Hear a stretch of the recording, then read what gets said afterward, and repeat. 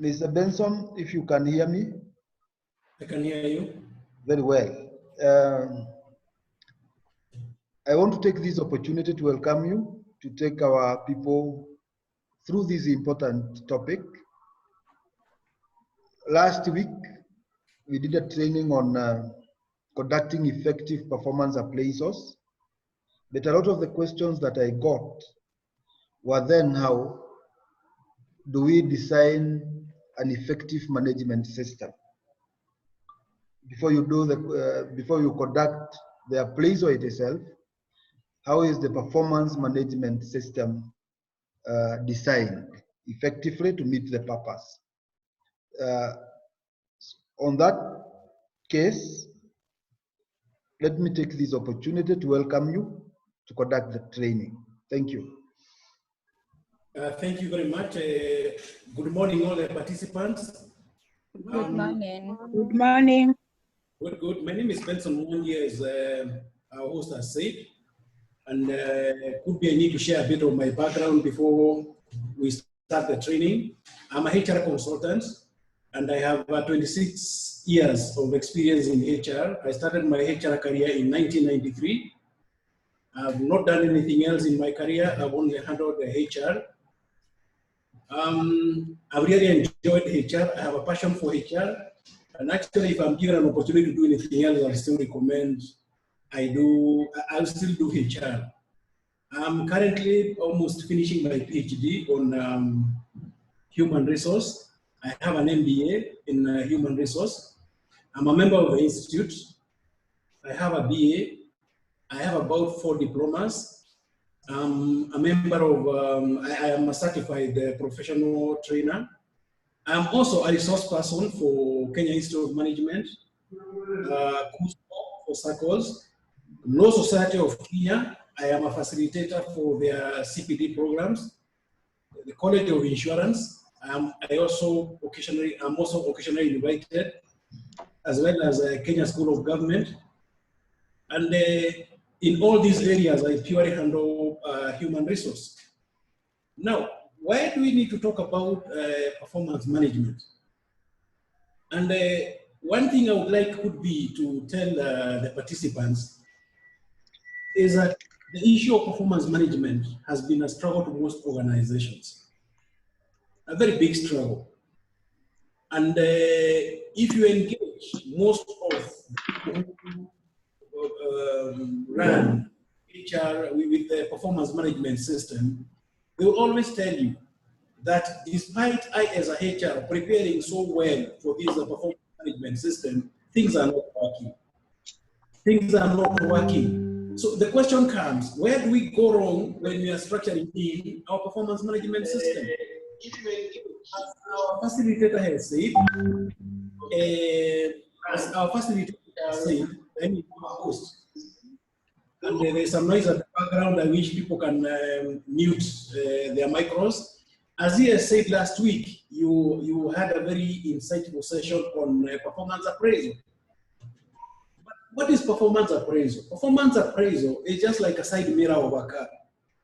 A side mirror of a car tells you where you are coming from.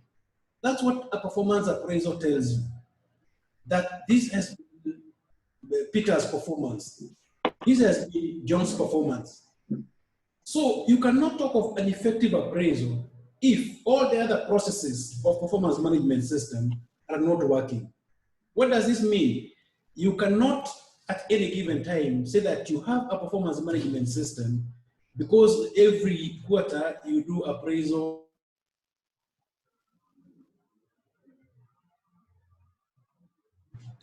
And this comes into focus that sometimes we are so much passionate about appraisals, but we forget that the effect depends on how your system is structured. And come to think of it, if you look at how we spend our days in the office, it's like you realize that people and their manager work hard, are working so hard to be sure that things are done right. But the question is, are they doing the right things? It's a performance management system is only aspect that can tell you whether your organization is doing the right thing. Remember, a performance management system will link an employee with a strategy, with the company, with the corporate strategy. So when we look at it, as we drill down to the nitty-gritties of performance management system, the only thing we can say, we can be passionate about a performance appraisal, yes. But if our system, performance management system, all the other processes prior to the appraisal are not working, then what would happen is that the performance appraisal will not give you the realistic results. So before we start, I would like to make one or two announcements. For any question that you may be having as a participant, kindly chat. We'll be able to pick it up and I see whether it's something that I can address. I'll also, could be every 1 hour, do a bit of a break, like 5 minutes to allow for feedback. And we'll take about 2.5 to 3 hours. I'll try to be as detailed as possible. Once I open the chat line, it will tell you the issues that you would like me to clarify, and I'll be good to go. So, what is the logic of having a performance management system in an organization? It is something very simple. What we say is that what gets done gets measured. I mean, what gets measured and gets rewarded gets done. What does this mean? That for you to measure, there must be something to be measured. And for you to reward, there must be a reason for you to reward. So when we look at a performance management system, before we go to the first step, second step, third step, we are asking ourselves that for us to talk about a performance management system, we must be talking of measurable things. And what I tell my HR colleagues, one of the cardinal rules of a performance management system is measuring results, not activities. I'll give an example. Sometimes I go and find, for instance, take a case like if I was to measure the HR based on the number of trainings conducted. If I was to measure my marketing manager based on the number of site visits done. If I was to measure my sales people based on the number of sales pitching done, present road shows and all these things. If you look at it, it's a good measure, yes. But at this point, you are measuring an activity. So the baseline for any effective performance management system is that we measure results, not activities. Activities are enablers of results. So the philosophy behind any performance management system is that if you cannot measure it, you cannot manage it. What does this mean? If I cannot measure my performance, then equally, I cannot manage it.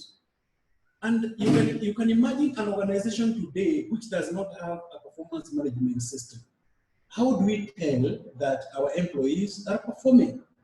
How do we tell that line managers are performing? Equally, you can imagine in an organization where we have put things that cannot be measured in our performance management system. For instance, last week I interacted with one of my clients, and I found in their performance appraisal form, they were measuring loyalty. And as I was walking out of that organization, what I asked myself, how do we measure loyalty in an organization? So why we are emphasizing on the word measure is because whatever you purport to measure must be measurable in the first place.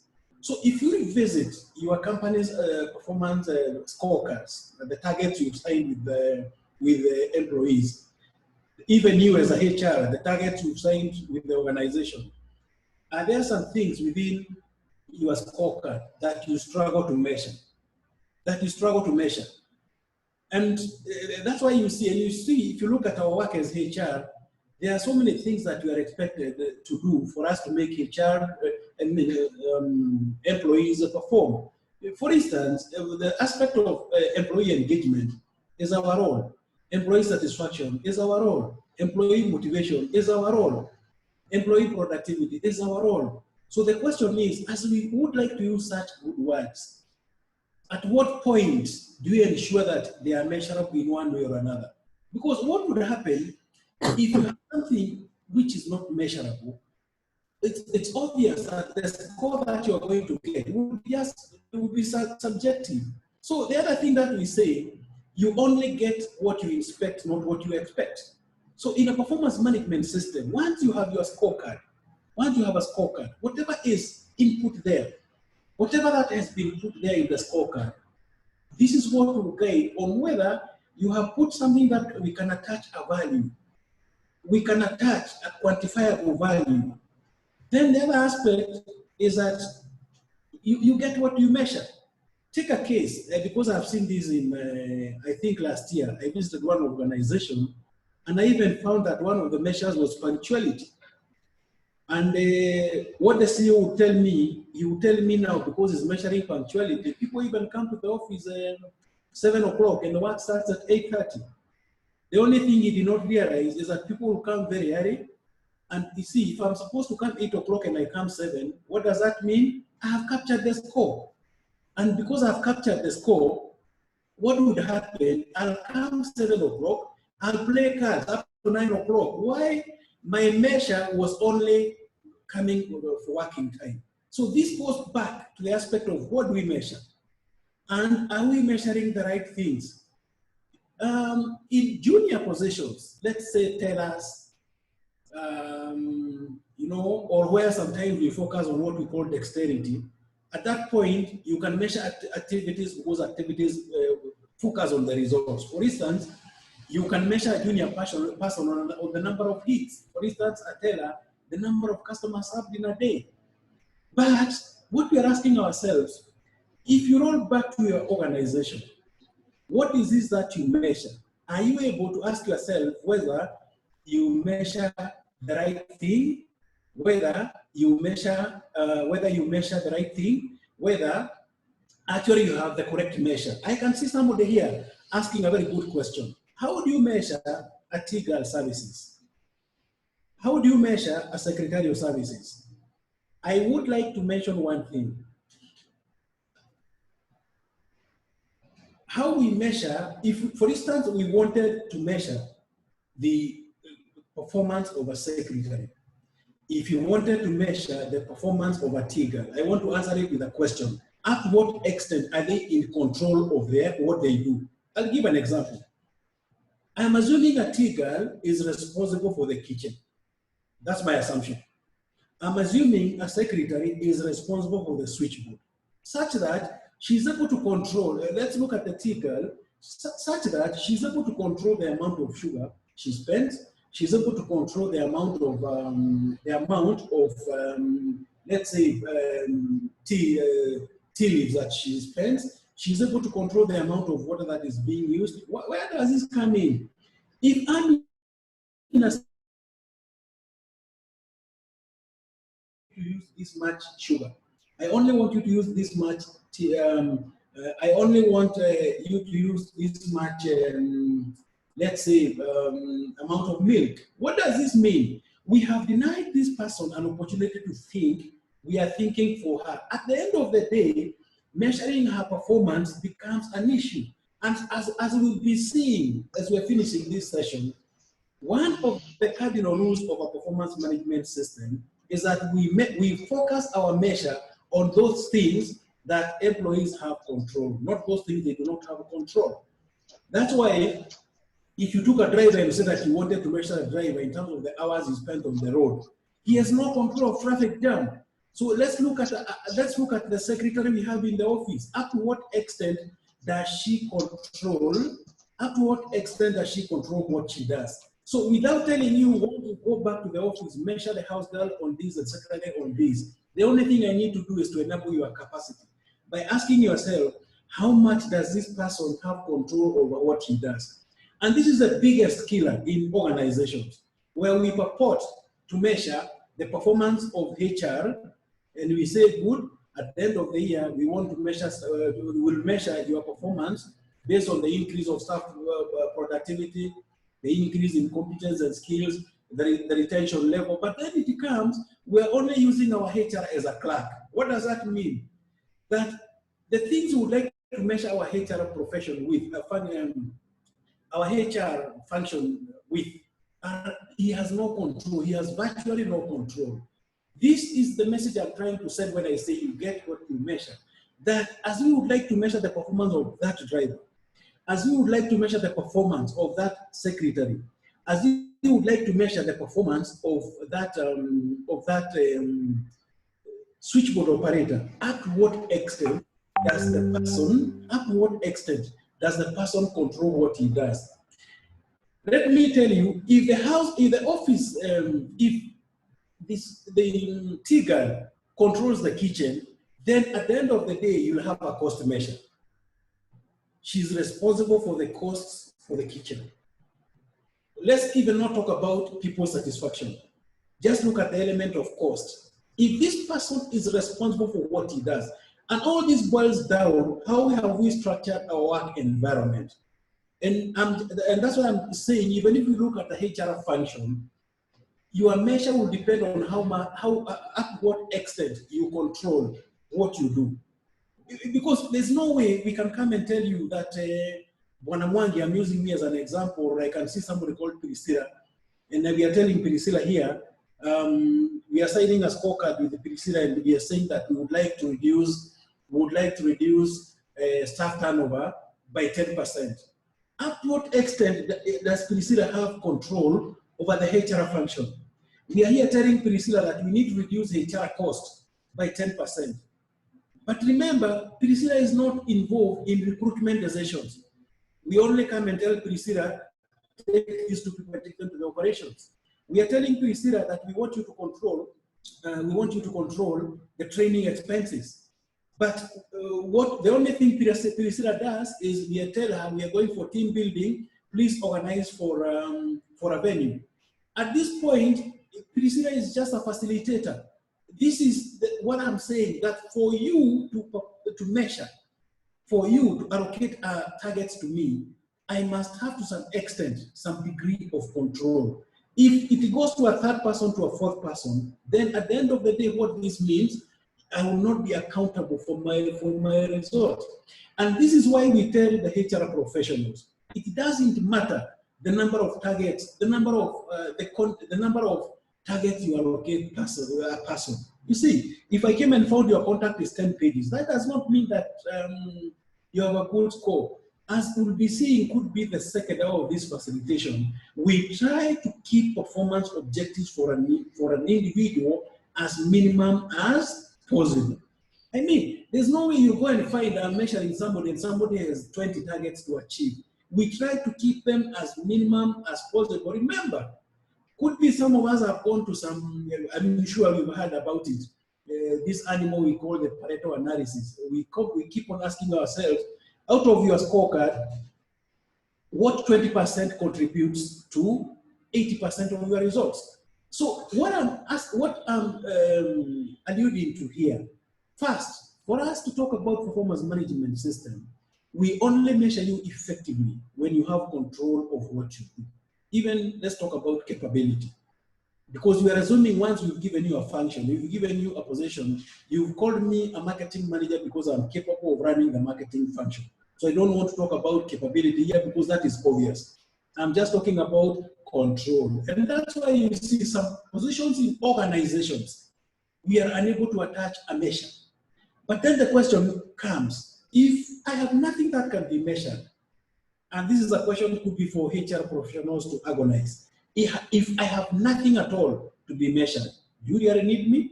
Okay. Now, the other aspect is that if you are able to demonstrate the results as an employee, then obviously you can win your employer's support. So as we get out of that, we are asking ourselves, for you to have an effective performance management system, what are the prerequisites? One, where you work, do you have a policy framework? Does your policy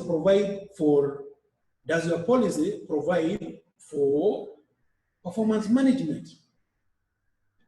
So if you do not have within your HR manual, you know, you talk about recruitment, you talk about training, you talk about health and safety, you talk about reward management, you talk about you know, employee wellness, you talk about staff welfare. The question is, do you have a policy framework. Because why do we need a policy framework? A policy framework gives you some guidelines on how to manage your performance management system. A performance management system will at least, a performance management policy will have at least the following 5 things. 1, it will outline the philosophy behind your performance management system. What is the guiding spirit of your performance management system? 2, it will articulate roles and responsibilities. Who is responsible for what in a performance management system? For instance, if the top decision-making organ in your organization is the board, what is the role of the board in performance management system? Then it will come, what is the role of the HR? What is the role of HR? What is the role of line managers? What is the role of supervisors? And what is the role of employees? It will outline. Why does it outline? So that as we are kicking at the beginning, as we are starting our year, our financial year, and assuming that we sign our scorecards at the beginning of the year, the board is very clear what is their role. For instance, if your performance management system is properly wired with a strategic plan, then it is unlikely that the board can approve your strategic plan the month of March, whereas they expect employees to sign their scorecards at the beginning of the year. So what does this mean? When the board is very clear on what is their role in performance management system, chances are they'll approve the strategic plan in time, so that by January, you are able now, if that's when your financial year starts, you are able now to have people sign their performance targets. What is the role of the CEO? If the CEO has some approval, we see what happens when the board approves the strategic plan. That automatically becomes the scorecard of the CEO. So what does this mean?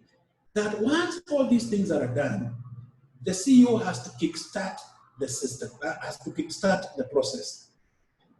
Then will come what is the role of the HR. The role of HR in performance management system is to give technical leadership and facilitate. Technical leadership and facilitate. Why am I talking about technical leadership?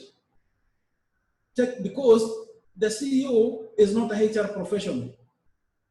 The line managers are not HR professionals. We as HR people, we are the ones who have the technical skills, technical competencies to run with the performance management system. So what does this mean? That the HR becomes central to pushing a performance management system. So as we look at it, we are saying the board has a responsibility, the CEO has a responsibility, the HR has a responsibility. And I'm saying if I was to allocate percentages on who bears the greatest responsibility for performance management system, I'll give HR more than 50. Why? After the CEO has had the approvals of the board, the enabler for the HR, for the performance management system, the HR steps in to ensure there is a buy-in, to ensure there is an appraisal calendar. What means that I'll be talking more about it, such that if, for instance, let's look at if, for instance, you do appraisal 4 times a year. As you open the year, are the managers aware of the dates the appraisals will be done? I'm just giving an example. If, for instance, if we are doing our appraisals, let's say on quarterly basis, quarter one ends, let's say March. Quarter 2 ends June. Quarter 3, October, if I'm not wrong. And quarter 4, December. So if appraisal for quarter 1, what is the start date? What is the end date? Why am I saying this?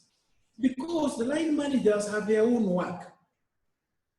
So we are looking at the aspect of HR, how wide our responsibilities are. But then what we are saying here You have a policy, well and good. But the question is, how capable is the HR function to drive performance management system? Good. We have the aspect of technical competencies. You are very good in technical competencies. But how are you in as far as people skills, interpersonal skills are concerned? Because you realize as a HR, you will not be expected to force a performance management system into people. You will be expected to make people do it willingly. So we are saying here for us to have a performance management system, the first thing is a policy. And I've said we start with the philosophy, we come to roles, then we come to the aspect of, we come now to the aspect of setting targets, how we measure performance, what do we do with the appraisal results, and most importantly, could be having an appraisal calendar.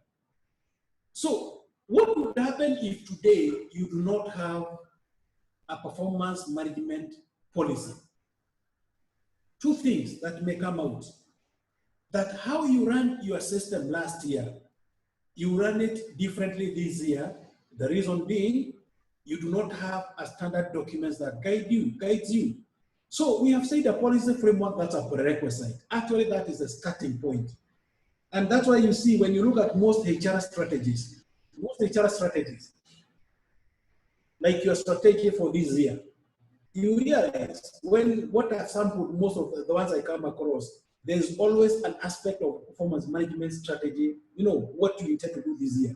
Then we look at the HR functions capability, and here we are saying, yes, you have all the educations you want, you have all the professional competencies that you want, but then we're asking ourselves, as a HR, are you capable? Because you see, there are two things here. I having papers and my capability. Then the third thing, which is a prerequisite, is up to what extent as a HR have you guided people to embrace performance management? That is what we are calling stakeholders buy-in. What would happen if, for instance, you went and found,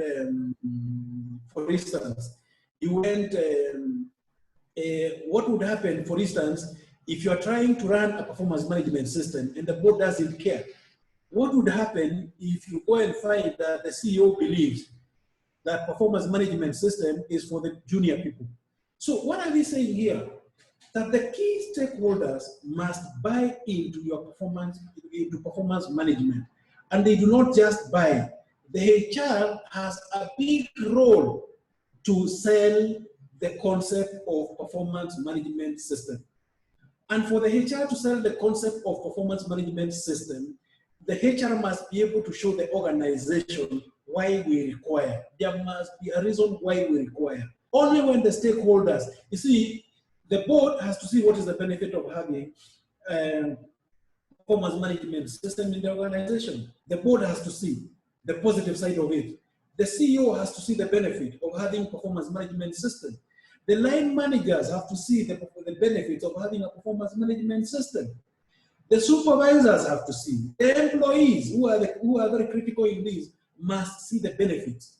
So you see, people will buy in on something when actually they see the benefit of compliance, and then there must be a very good awareness program by the HR, a well-elaborated awareness program.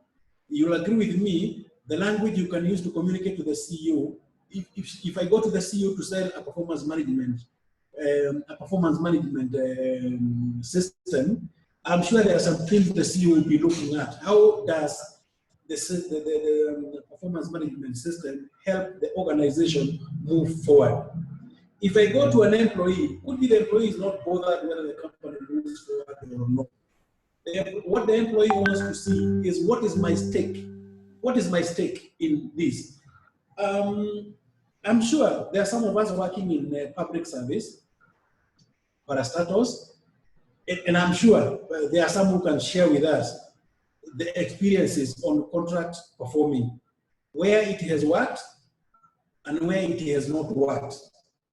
And where it has not worked, there is always a consistent reason that comes, that this thing was forced into us.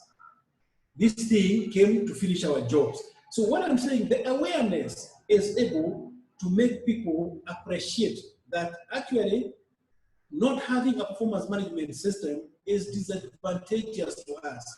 And then the most important thing, that all the stakeholders must have the capacity to run with the system. So for the 18 participants I can see here, how many of us have ever organized a session for your managers on how to set targets? And I want to say this, as we want to talk about setting targets, everybody has heard about the SMART, you know, specific, measurable, but how many of us have gone beyond the SMART concept? How many of us have taken our managers to the boardroom and walked them through how to set targets? How many of us have had a meeting with our employees and telling employees how to behave during their appraisal? I'm now not talking about managers. I'm talking about employees, how to conduct them in an appraisal meeting, how to conduct themselves. How many of us in this group may have even could be taken a step and called people like us who are in consulting business to come and give you a board, even a 20 minutes talk on performance management? A 20 minutes talk, because we will not put them in a class the whole day. So the question comes here, as we talk about performance management system, we as HR, which is within our responsibility,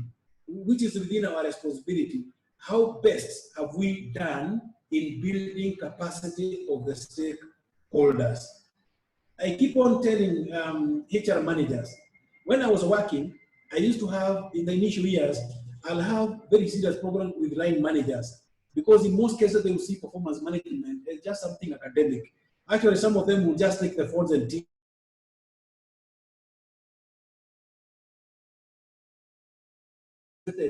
Are artificial. How do you get out of that? You get out of that by ensuring that they have the capacity. They have the capacity. And what do I tell my HR professionals? If you are not able, what is the best way even of passing this message to managers? There are two aspects here.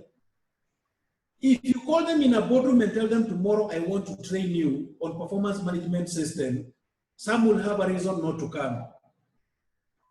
What would happen if you took advantage when you have a management meeting?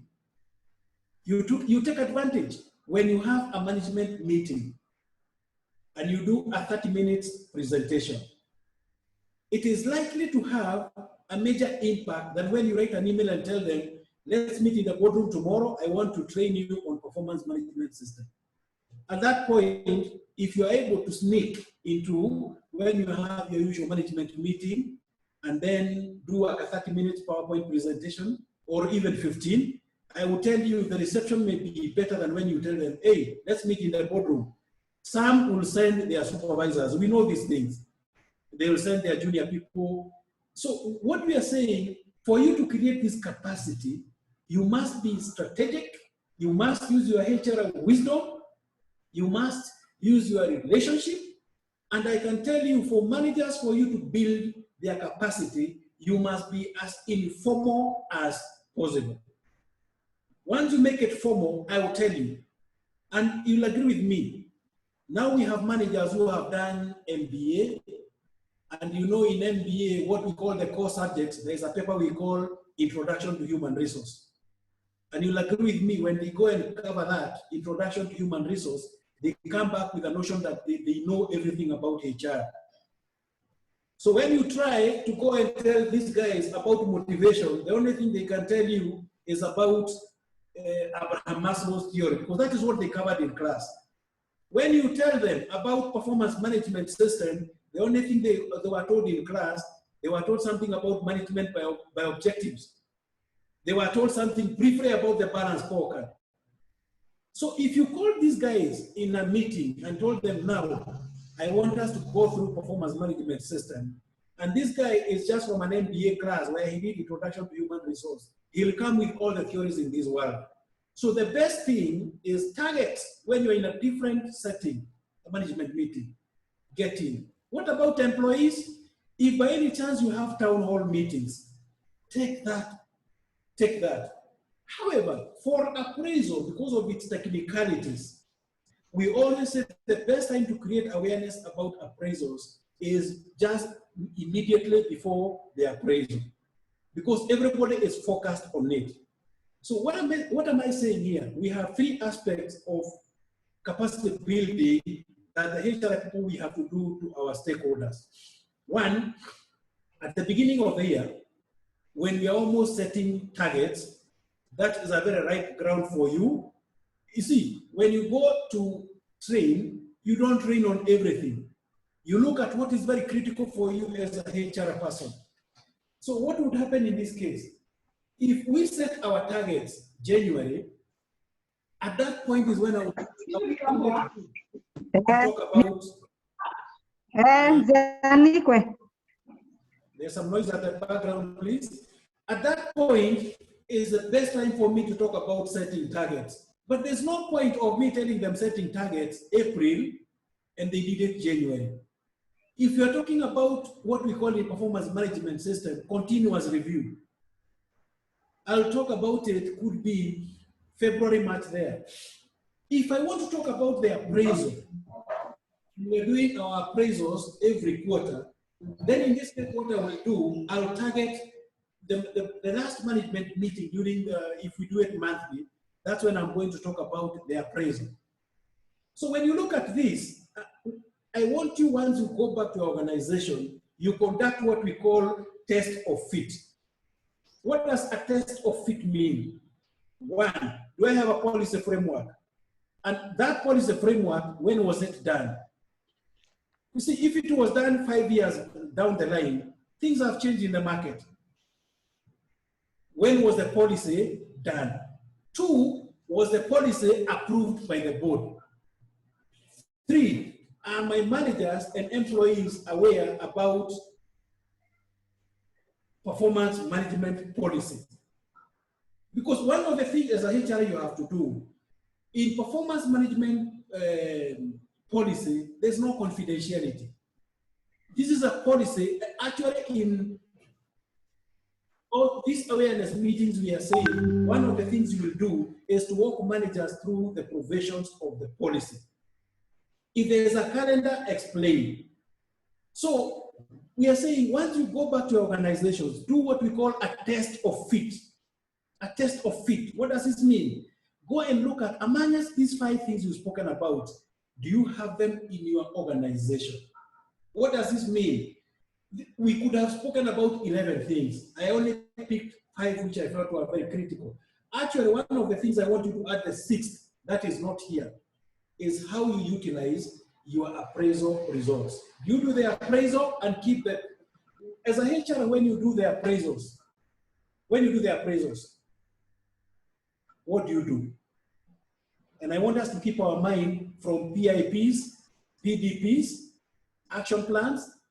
I want to ask as a HR, after the appraisals, what do you do? After the appraisals as a HR, what next? I would like to talk about that when we go to the appraising the system. So we have said that when you do the test of fit, when you go back to your organization, look at your HR policy framework. 1, is it elaborate or is just a 1 page? 2, does it reflect your organization? What does this mean? We know very well sometimes when you do policy frameworks, we call consultants and we consume what consultants do give us. Or sometimes I'm under pressure to be from the board. I just spoke to my colleague and I say, you have a HR policy, give it to me. How best is the policy customized to your organization's aspirations? How best? The third, you ask yourself now as a HR, you know yourself, am I capable? What are we saying? Am I capable to stand in front of a board and I tell them I want us to change our performance management system from the traditional one to the balanced scorecard? If your board came today and said, hey, Elizabeth, I want you to implement balance scorecard. What would be your answer? I'm just giving an example. Jambi, if the board came and say they went somewhere for a seminar and they come and tell you, Jambi, we want to put in a balance scorecard, what would be your answer? Do you say yes, sir, or you tell them balance scorecard will not work because it is driven by culture and we don't have a cultural foundation to implement a balance scorecard? We are talking about HR, your capability. Are you able to go and tell your management that from this year, I want us to be doing performance management on a monthly basis?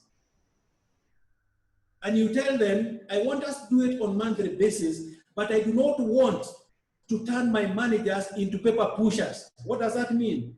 Being a paper pusher, you are telling this manager, if you are doing, for instance, your appraisals on, let's say, quarterly. What does this mean? You are going to use the results for March to appraise. What does this mean? The first week of April, the line manager cannot do anything because he's appraising his staff. So take a marketing manager. He's a marketing manager and you've told him, don't go to the field. Your competitors are busy marketing. But for you, hang in the office, do your appraisals. This is what you are saying. As a HR, how best are you connected to the business? Jambi, nod if you can hear, if you agree with what I'm saying. Jambi, do you agree with what I'm saying? Just nod. Do you agree? You cannot, you can imagine you are telling the production manager, this is, take a case, you are in a fast moving consumer good, and you know very well that Mondays are your busiest, beginning of the month are your busiest month, and you are saying that I want us to be doing our appraisals on monthly basis. So you realize every month after the quarter, the first 2 weeks are wasted. The managers are just trying to struggle with appraisals. So what are we saying? As a HR, the capacity must be there to influence the thinking of your board, to influence the thinking of your line managers, to influence the thinking of your employees. This is what we are calling about, we are not talking about HR qualifications. We are talking about HR capacity. You may be a very good HR. You have all the papers you have. You have the PhD, you are a fellow, you have all these things, but then you have very poor people skills. You are a person who cannot sustain an argument because you see your office. Then the other aspect, the stakeholders, how do they embrace performance management? For instance, if you go to employees and market it from the perspective of reward, everybody, including me, I would like my salary to be increased. So if employees were to misinterpret that we are putting in a performance management system so that our salaries can be increased, what would happen at the end of the year if the board says we performed very well, but we are not going to increase salaries this year because we want to start a new unit? We must be very clear when you are going for a buy-in. When we are trying to market our performance management system, what message do we pass? You can imagine if you told the CEO that once we implement this, performance will go up by 10%. The CEO will be very happy because at the end of the day, his scorecard will look good. What would happen if the performance declined? The only thing he will tell you, hii kitu jambi ulituletea is useless. You implemented a performance management system and instead of performance going up, it has gone down. Be assured next year nobody will listen to you. You must be very clear what message you pass to each stakeholder. And the most important thing, you as a HR, as a stakeholder, do you believe in it or you're doing it because you think the company requires it? You see, if I do it because the company requires it, I don't believe in it. It's just like walking into a show, into a hotel and eating because other people are eating. If I eat because I need food, that's why I go to a hotel menu, I pick what resonates with my taste. But if I eat just because I have to grab anything, And this is what we are asking. As a HR, you cannot talk about the effectiveness of a performance management system if you do not believe in it. The first thing is for you to believe in it. And the other thing is for you to have a passion for it. You know, when you believe in it and you have a passion for it, regardless of the frustration you undergo, you'll be passionate enough to go to the board 10 times until it goes through. You'll be passionate to go to their CEO 10 times until it goes through. But if you don't believe in it, the only thing you do is to do a paper, take it to the CEO, whether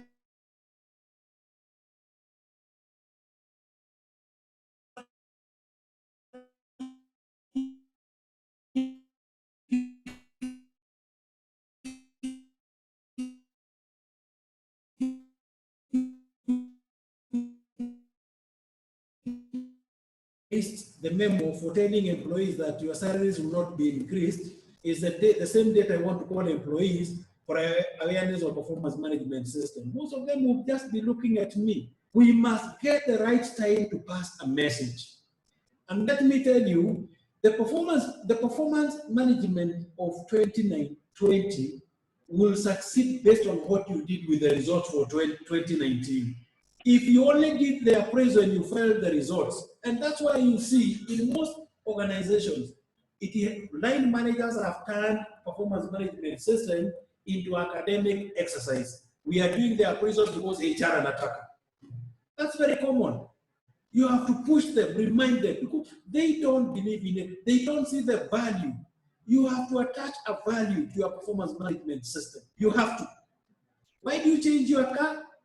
Why do you change, why do you think sometimes you have a new dress and you buy another new dress? Because of the value you attach to your grooming, period. So we must be very clear that the performance management system, if you as a HR, you must believe in it. My sister, if you do not believe in it, my sisters and brothers, I can tell you even to you is an academic exercise. And the other thing is that use all the resources at your disposal to make it work. There's a consultant you know, pick the phone, talk to him over the phone.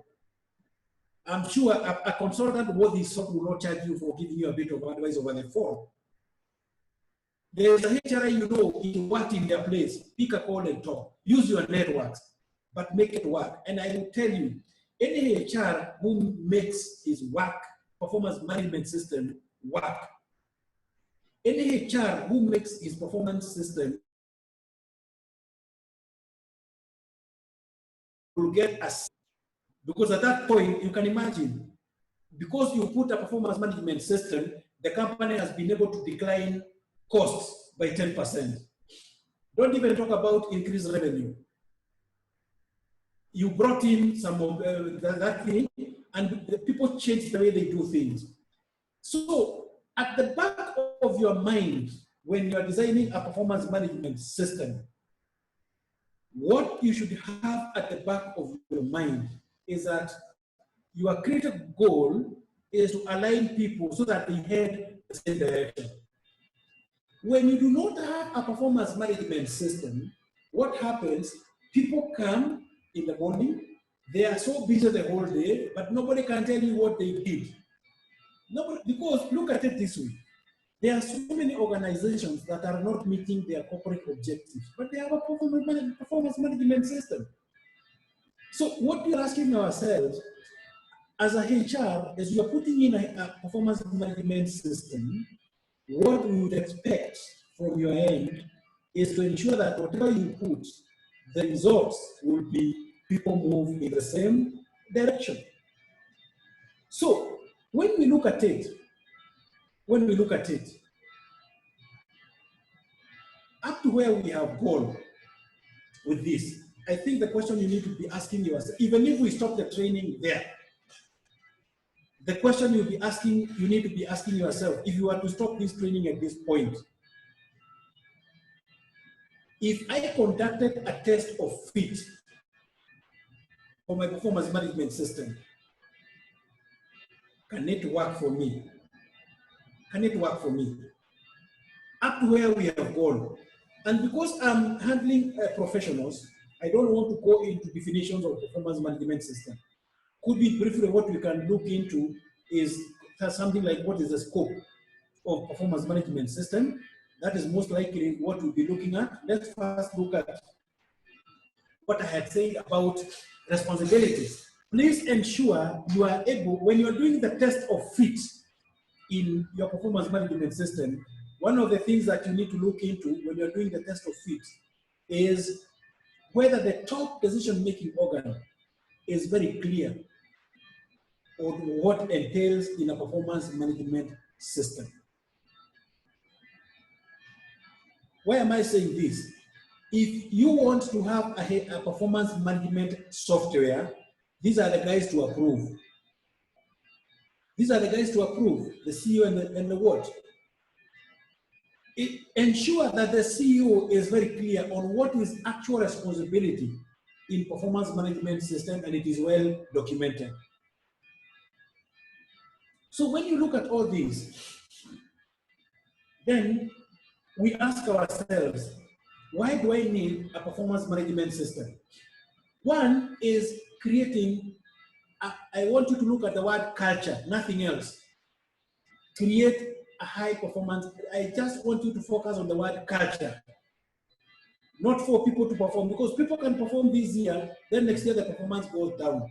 What are the attributes of a high performance management culture? One is that people are creative. People like their work. People are consistent performers. Because I would not like to look at a performance management system which works this year, next year it doesn't work. And I'll tell you the other thing I want you to remove your mind from. It doesn't mean because you have put a performance management system in place, people will increase their performance. It gives you a leeway to measure people's performance, to know who is contributing what to the organization, who is contributing what. Because if you look at performance management system, there are so many outcomes. If you look at performance management system, chances are that's why you get your talent pool. And what do I mean? That's why you get your talent pool. Take a case, a guy who was a top performer, April, June, he was among us a top performer, August, he was among us top performer. That is a guy you start earmarking. And you know, you use him like a guinea pig. You know, guinea pigs are used for experiments. When you have a consistent top performer, you're able to ask yourself, if this top performer, let's say, is called Peter, you'll be asking yourself, what is it that Peter does that other people do not do? Then it also improves the organization effectiveness and efficiency. For effectiveness, we are able to deliver to our customers in time. We are able to deliver to our suppliers in time. For efficiency, deliver using the least resources. Effectiveness can be delivered in time. You know, for instance, we are in, let's say, in an education institution. We are able to administer exams and give results in time. But that is not enough. Efficiency comes in looking at the resources you use to get the results. You know, here we are looking at the process. What was your input and what were your results? That's why in performance management, we never miss the word of efficiency and effectiveness.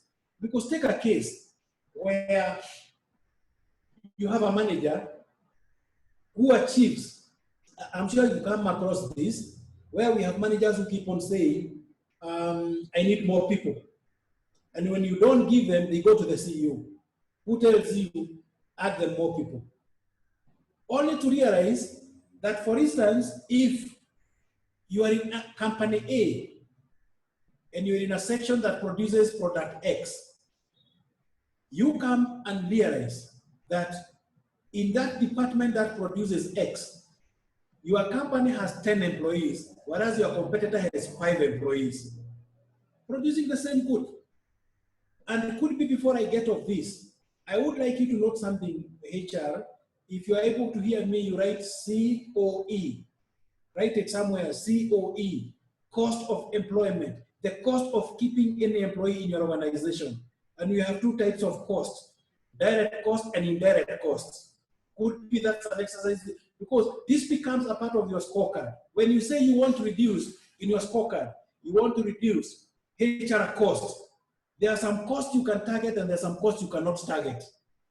And studies done in the market have established that the costs, the indirect cost of employment are 46% of the direct cost of the direct cost of employment. Direct cost, we are talking of things like salary, benefits, allowances. But then there are some other, for instance, if you look at it where you work, employees use water, they use, all these manner.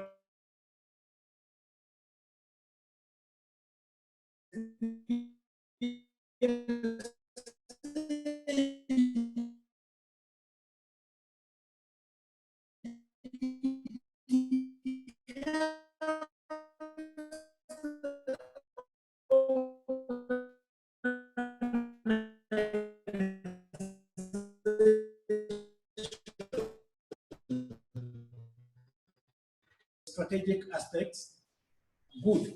What happens, it gives the organization some direction.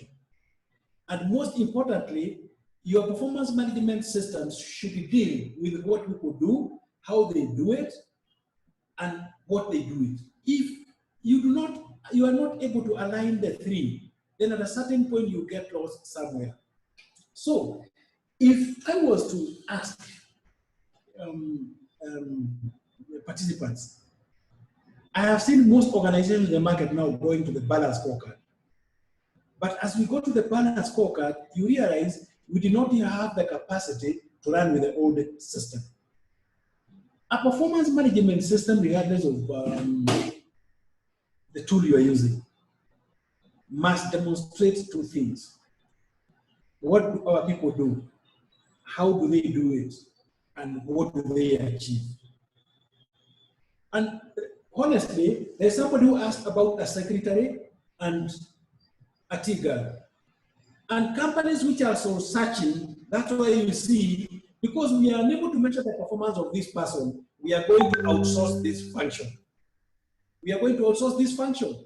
Why? We are unable to measure the results. That's why you see, if you go to some organizations, they have gone ahead and outsourced their cleaning services, their managerial services, they have outsourced their drivers, they have outsourced their secretarial services. I know some which have even gone ahead and outsourced their payroll. What does that mean? You give it to people who are competent to do it. And then you realize, because of this, you find managers share accountability. There's accountability. I know it's not a part of this.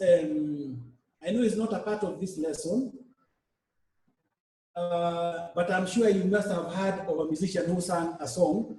It wasn't me. I don't know who can recall that musician who was saying it wasn't me. The aspect of people lacking accountability. You see, I still want to go back to the question I saw from the chat. How do I measure the salary of a secretary? How do I measure the salary of a driver? How do I measure the salary of the performance of a receptionist? How do I measure? I'm looking at the junior most positions. And we have challenges of measuring because they have no control of their work. And in that case, they are not accountable.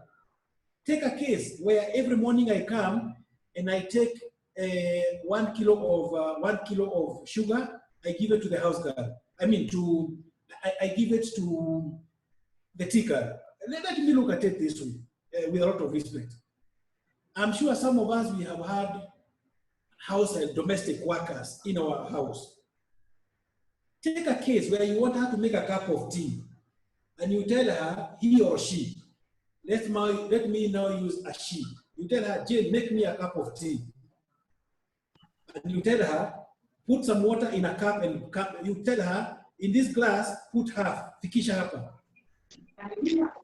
Remember, you are the one who telling her the amount amount of water. There's some noise at the background, please. So you have called this lady, you told her, make me a cup of tea. And then you tell her, I'm demonstrating a cup here. You hold the cup and you tell her, fikisha maji hapa. The balance, weka maziwa. Then you tell her, go and put on the gas. Put it in the sufuria. Hello, there's some noise at the background. So you called this lady and told her, put water up to here, the balance put milk. Then you tell the lady, go and come with a beverage. You tell her, coffee, put this much. Sugar, put this much. Then you tell her, after it boils for about 10 minutes, switch it off. Now, if this tea was not according to her taste, when you ask her, what do you think she's going to tell you? She'll tell you, lakini mami tumepika na wewe. You can't hold me accountable for the report. Am I right, Jambi? Am I making sense? This person, ukamwambia weka maji mpaka hapa, hiyo ingine weka maziwa, she's acting on your instructions. You don't, in the first place, you don't trust her capability. The same way I don't trust the capability of our tigers in the office. That's why if I have to keep tissues in my office, I have to keep sugar in my office. She can only take that which I want her to use. Performance. It's as simple as that. I say a performance management system must have a foundation. And I say the basic foundation of a performance management system, we still come back here.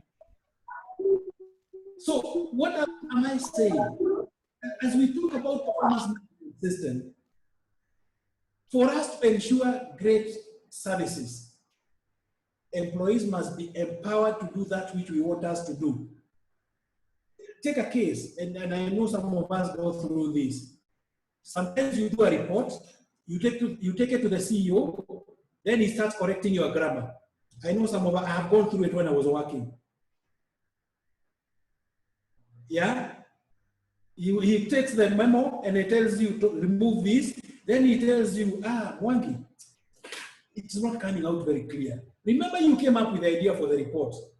Now you found another character here now who wants to get into a thinking process. So what this means, sorry for that, what this means is that you as a HR, how best you are empowered is how best you implement a performance management system. So as we have said, rethink that issue of a house girl, how we treat them. 2,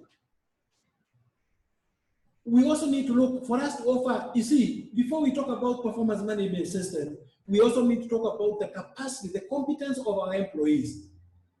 Let's go back to the house girl.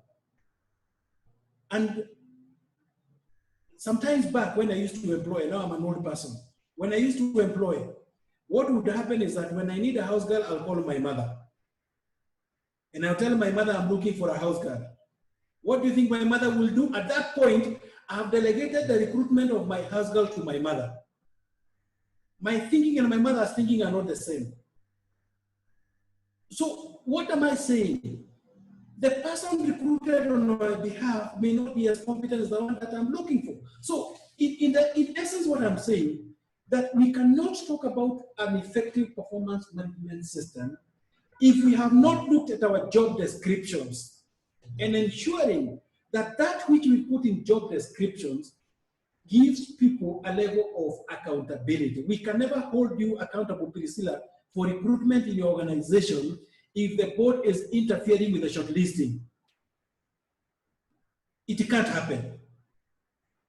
We can never talk about you being empowered if at the beginning of the year, we normally approve your training plan, then April, that's when you are telling you, hold it, we don't have money. We can never. What we are saying is that as a HR, I came up with a budget at the beginning of the year. My performance can only be measured if I'm led to run with that budget. At the end of the year, I come back and say, these are my results.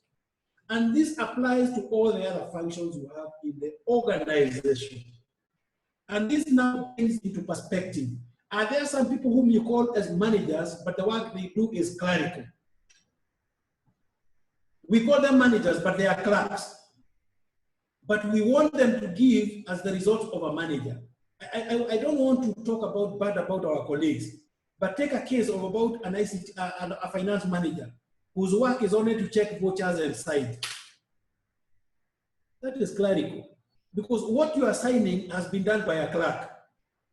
I don't know whether there's anybody here who works in the insurance company, and they will tell you that when your car gets an accident, the person who makes the decision whether your car is to be paid or not is a claims clerk. So the only thing the CEO does is to sign the discharge voucher. So the decision was made down there. So you'll be shocked if I got into a finance manager's office and the only thing I can see are a bunch of invoices, a bunch of orders, a bunch of pay slips, payment slips, and all these have been worked down by clerks. So what we are asking here, would we be having HODs who are generally clerks? But we want them to deliver as managers. That's why I'm saying, as we talk, performance management system is a part of a system. It must be aligned with other HR systems. So the other aspect we will be asking ourselves is why we need to have this taking the ground so that it can link individual activities to organizational objectives. So I know in some organizations, we take people for boarding sessions. I know in our organizations, we take people for team building. And I would like to tell you, when you have a proper functioning performance management system, you'll never take people for boarding if there's no reason to take them. You take them for team building because there's something you want to achieve.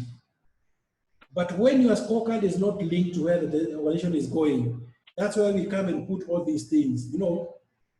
And now let's come back. And I'm saying it in good faith.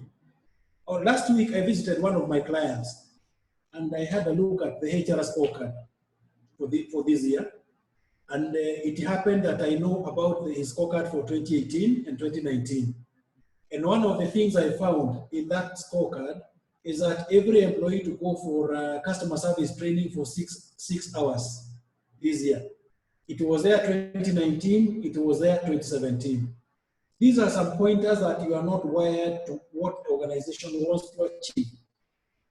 And because I'm sure we've heard about the cascading process. Performance management system plays the role of cascading strategies to an individual, an employee level.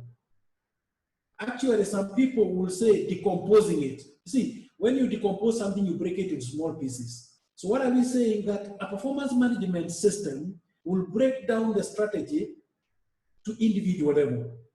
So let's go back to our TIGAL. Assuming one of our strategic objectives this year is to reduce costs by 10%. To reduce costs by 10%. Remember, everybody in an organization has a role to play in reducing costs. So I would expect one of the targets I'll find for that TIGAL, even though it is not properly written to reduce cost, I would expect a target that is geared toward reducing cost. If, for instance, one of our scorecards is to increase profitability by 10%. When I was doing my economic class, I was told that profit is equal to revenue minus cost. That's what I was told. And I'm sure that is also what, Priscilla, you are told in your class. If you did commerce, you are told profit is revenue minus cost. In every organization,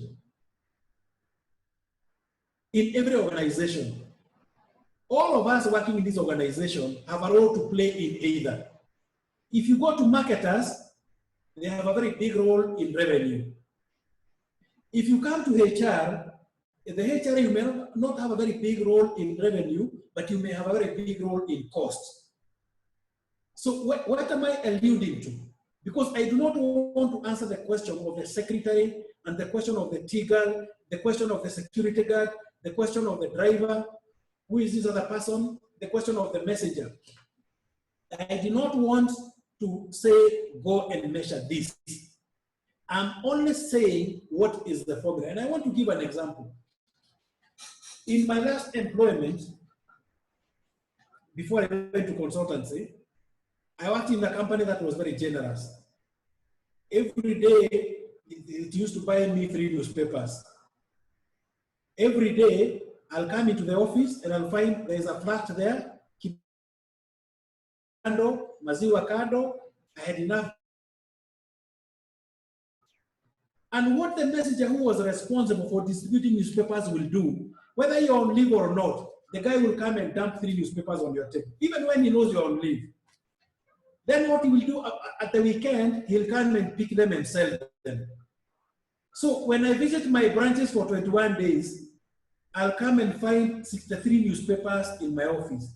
When the guy is sure that I've seen them, he'll pick them. When we implemented a performance management system and we gave this guy a score of reducing expenses, the first thing he did was to walk into my office and tell me, Mwangi, give me the leave calendar. Why? Because I don't want to give a manager who is not around his newspaper. And because we were so many managers, the first month he saved us, after we implemented, he saved us 10,000. And we took this 10,000 and gave it to him the first month. We could not believe that the tea lady came and said, every Friday, Thursday, she'll come to my office and ask me, are we working full day tomorrow? Because what would happen with this tea lady, we used to consume 70 packets of milk every day. So for her, milk will be brought in the morning and awake her store. When we gave her a target, what she'll do, she'll come and ask me, are we working full day tomorrow? If I tell her half day, she'll tell me, pigia mtu wa maziwa, tell him to bring 35 packets, not 70. Hello, am I communicating? I have said, performance management system must be driven, one, by your professional competence, your professional wisdom. Those two must go hand in hand. So what am I saying here? Remember, when I talk about now, if you look at the screen, linking individuals to organizational objectives, in that organization, we link the manager, the messenger, to the corporate objective, cutting costs. The driver. It was a very interesting company because we had, each department had a pool car. I remember the blue was for finance. The white was for marketing. And the green was for medical. So what would happen, one time we went to Nairobi show for a meeting, Jamhuri, and the finance people picked a driver, wakakuja na their pool car. We found ourselves there with 6 cars, and each car came with 1 person. But when we put a scorecard for the drivers, the first thing the driver came and said, Mwangi, create something for me where anybody who wants to go to town sends a message here.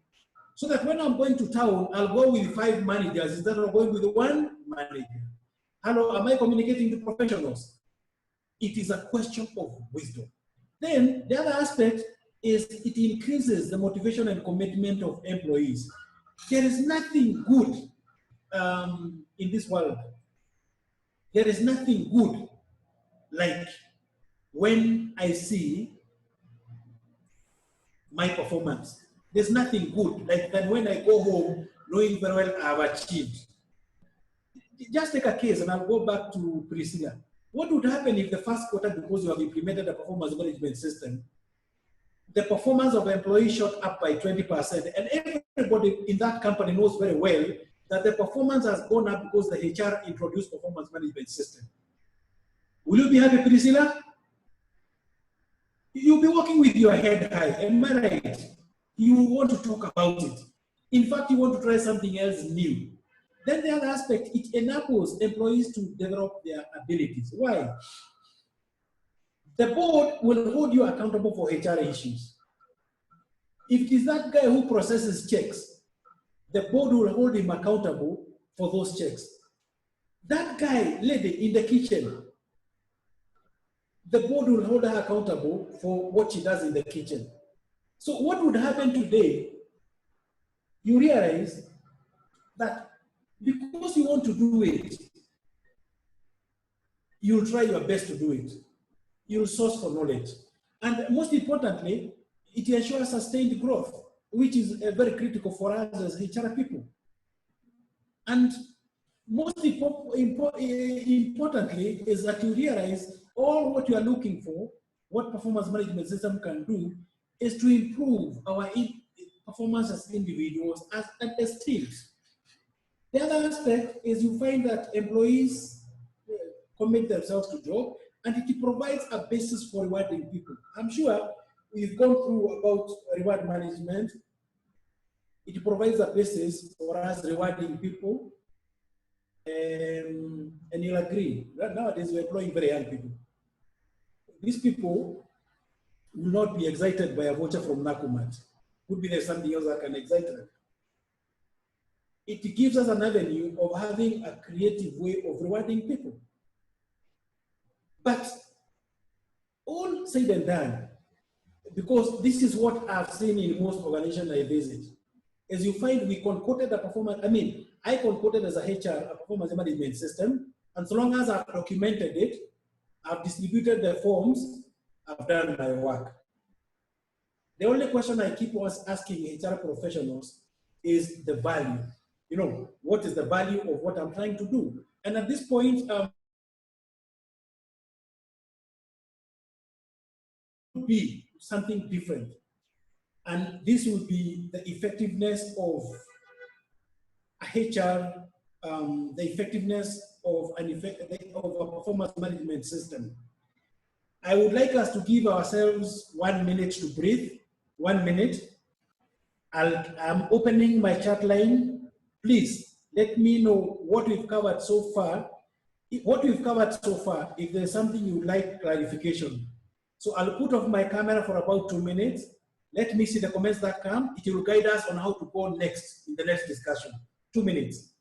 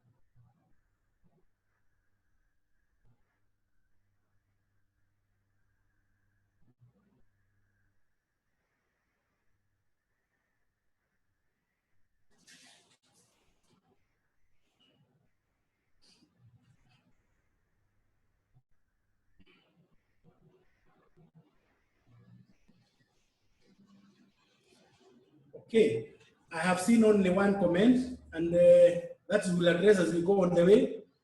There's a colleague here who is asking, I think it's Yvonne, and Yvonne is asking, how do you introduce a performance management system when people are demoralized by a salary cut? There are no two ways about performance management system. Whether we've cut your salary or not, we want to assess your performance, period. We want to assess your performance, and that should be the selling point.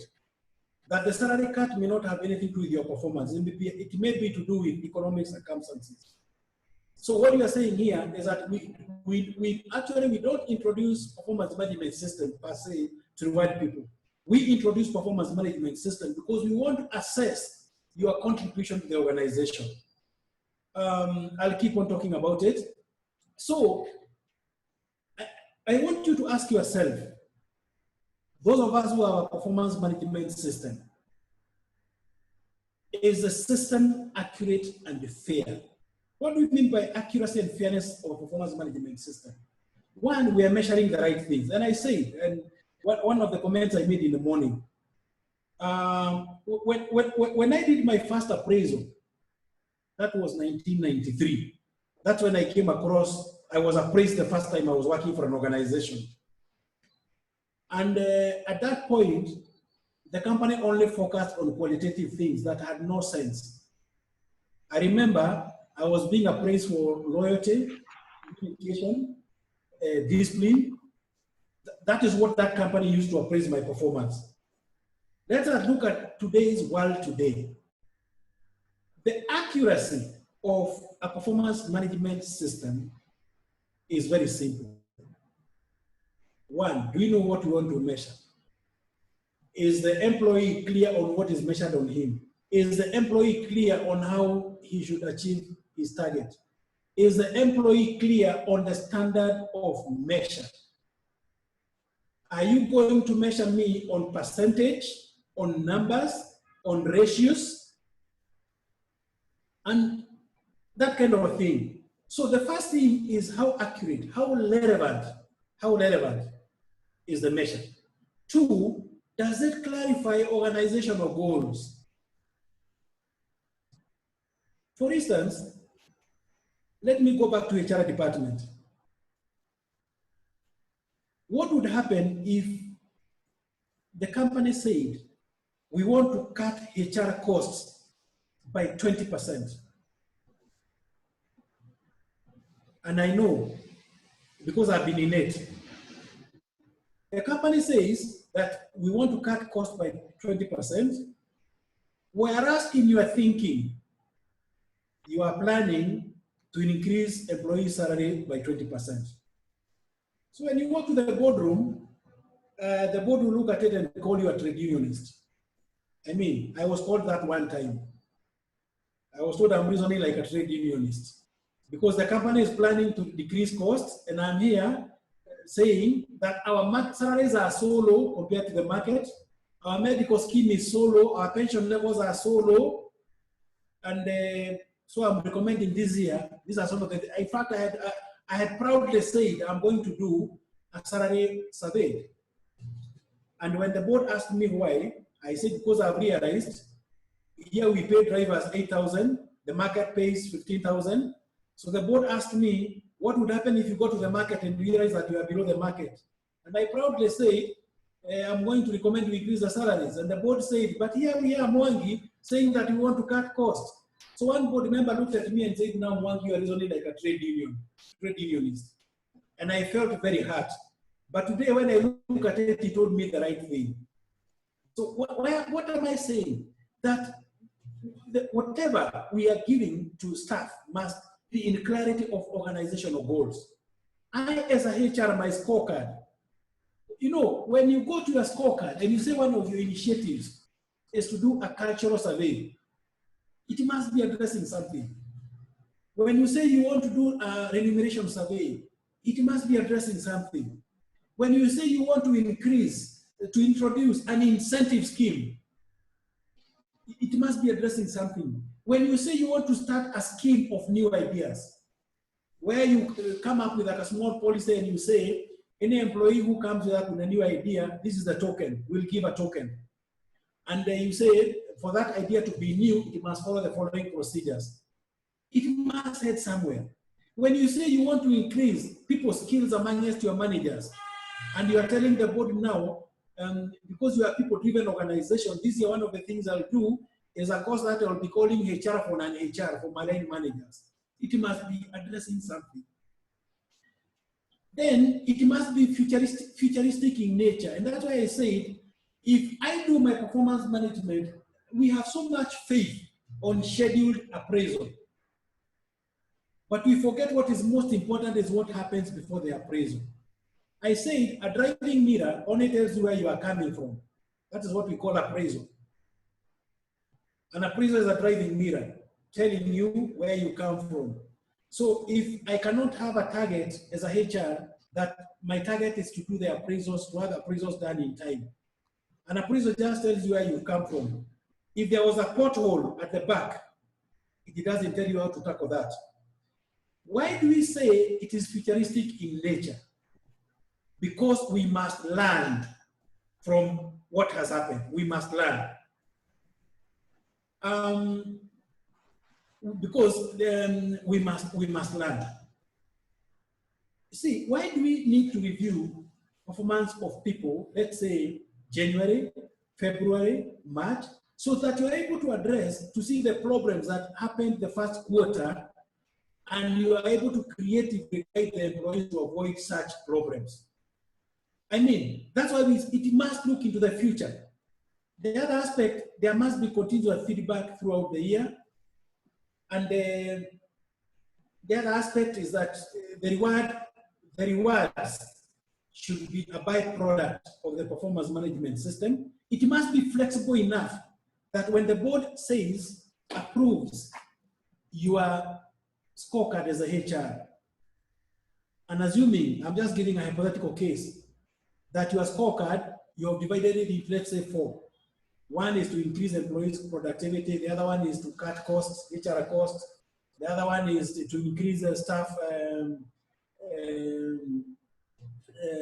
to increase the aspect of staff engagement, blah, blah, blah, all this. You see, once the board or your CEO has signed that and has told you now, Wangi, go ahead and implement it, you must have a degree of thing. It moves managers from control to cooperation. Because what we are saying here, there is no way we can survive in our organizations. We can survive in our organizations by just threats, memos. And that's why sometimes we advise, before you give me that PIP, look for all the other avenues that can make me perform. Look for all the avenues that can make me perform. And that's why you see, we don't rush into a PIP until we are sure it will make things work. And I would like my HR brothers and sisters, once you go back to your offices, I'm sure you must have a template in your office that outlines the employees' qualifications, employees' experience, what I hear some people calling it a skills matrix. And what would happen if you went and found that your receptionist is a trained nurse? What would happen if your accountant is a trained actuarial scientist? What would happen if you went and found your guy in finance, whom you consider to be the best accountant, is going for computer programming classes? We need to decode where there is what we call a career mismatch. You'll agree with me, most of the people landed on the jobs they are occupying because those were the only jobs that were there. Sometimes it happens. You realize, my passion was to become a teacher, but I'm a salesman now because that's the only work that was there. So sometimes you find whatever you try, my mind is something else. And so when we look at this, then we ask ourselves, does my performance management system, is it guided by any principles? And when we look at what guides my performance management system, I'm asking, what I call performance management system in my organization, does it have a clear purpose and measurable success criteria? And now I want us to talk about, once I do my appraisal as a HR, what do I do with the results? Because that is very important. After every appraisal as a HR, what do you do with the results? And filing is obvious, you will file. I'll put them in people's files. But what do I do with the results? Because that is very important. There's something we call coalescing the results. Coalescing. I don't know. Spelling it is C-O-A-S something. Coalescing the results. where I pick the results and analyze them. If we have 5 performance levels, underperformance, average performance, I draw a table and I say, and I draw a table and I say, I'm just trying to check whether I have that table. I think I should be having such a table. I draw a table, and in that table, I will allocate how many people underperformed, and sometimes how many people underperformed, how many people were top performers. Then I'll prepare a small report with the graphs and present to managers. So I'll have one for the whole organization, that after we did the Q1 review, from the results I got from the line managers, 20 people are underperformers.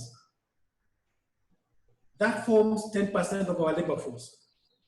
Then you'll be telling the management, by the way, after I have analyzed the performance results, what I note is that only 10% of our employees outperformed their targets.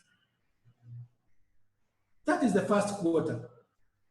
The second quarter, you prepare another table and compare it with the performance of the first quarter. That is what we call the trend analysis.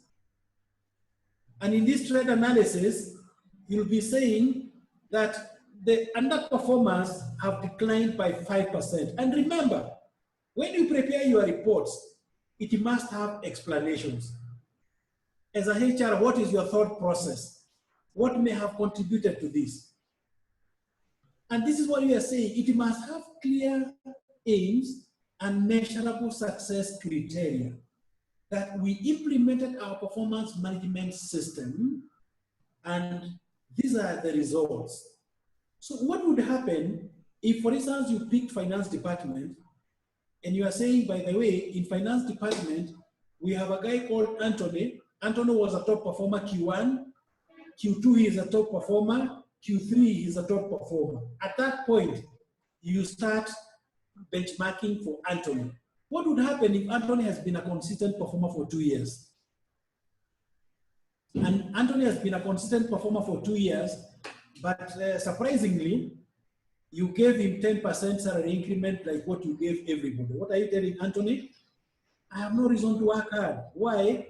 I just got what we call cost of living increment, 10%. And this is what even guys who did not perform get. So what's the point of I working hard? Remember what we say, that the performance management system must add value to the organization. You must design and implement it with employee involvement. And that's why we see, we don't just put targets and throw them to employees. We engage them. When you go to the marketing manager, the scorecards you assign with the employees is built on consensus. Even you as a HR, your scorecard, you sit with the CEO.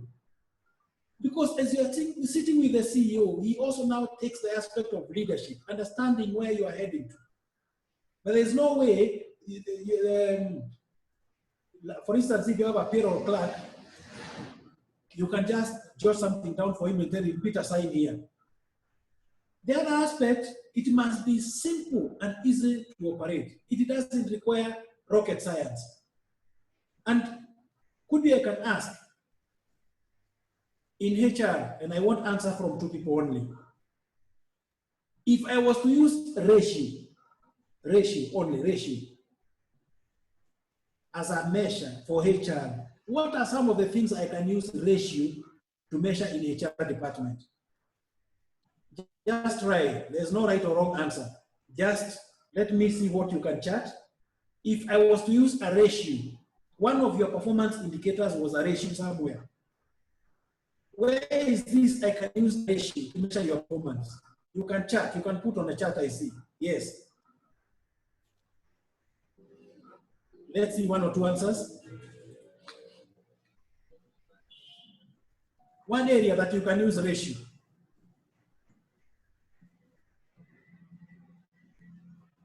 Any answer? Catherine says financials. Something else?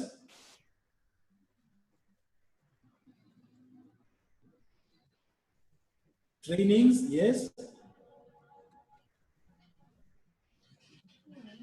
Turnover, yes. What is a recruitment mix?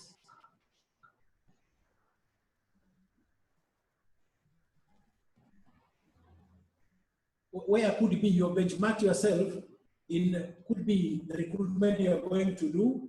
You're going to bring this number of trainees and this number of qualified people. I mean, so we are saying we must be very clear. We must be very clear where to use a percentage, where to use a number, where to have a qualitative measure. You know, there's a quantitative measure and a qualitative measure.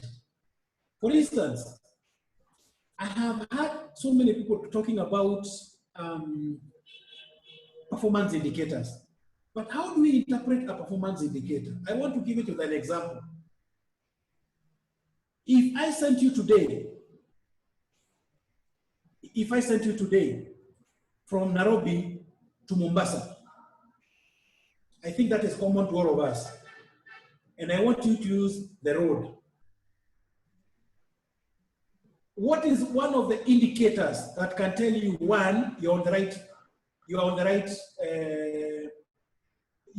track, you are heading the direction I wanted you to see. What would happen if I sent you to Mombasa, then on the way you find Muthaiga Golf Club? Are you on your way to Mombasa really? If I send you to Mombasa and you find yourself Roiro Golf Club, are you on your way to Mombasa? No. Have you found the mountain? You are not. So the things you find on the way, those are performance indicators. Mutito one day is a performance indicator.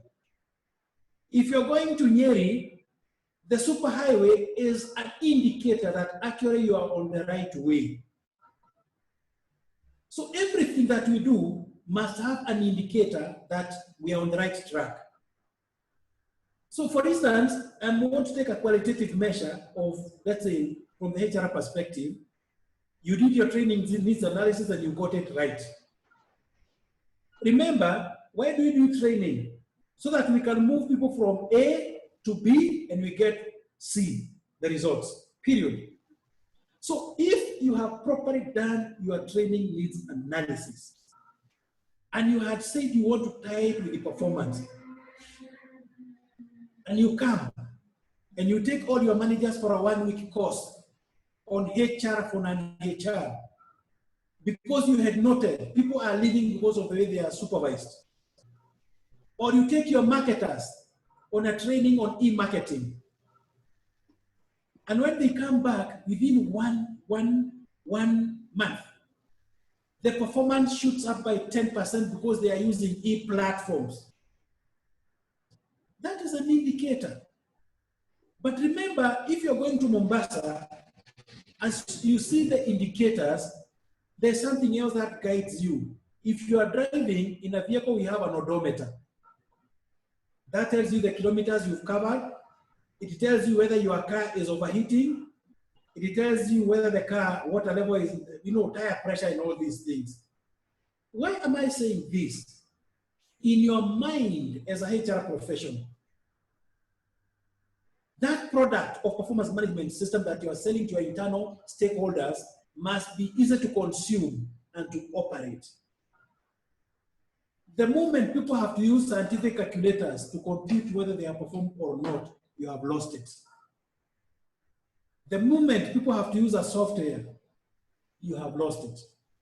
So when we look at it, then we say, after looking at all these, then we must have the aspect of ethics.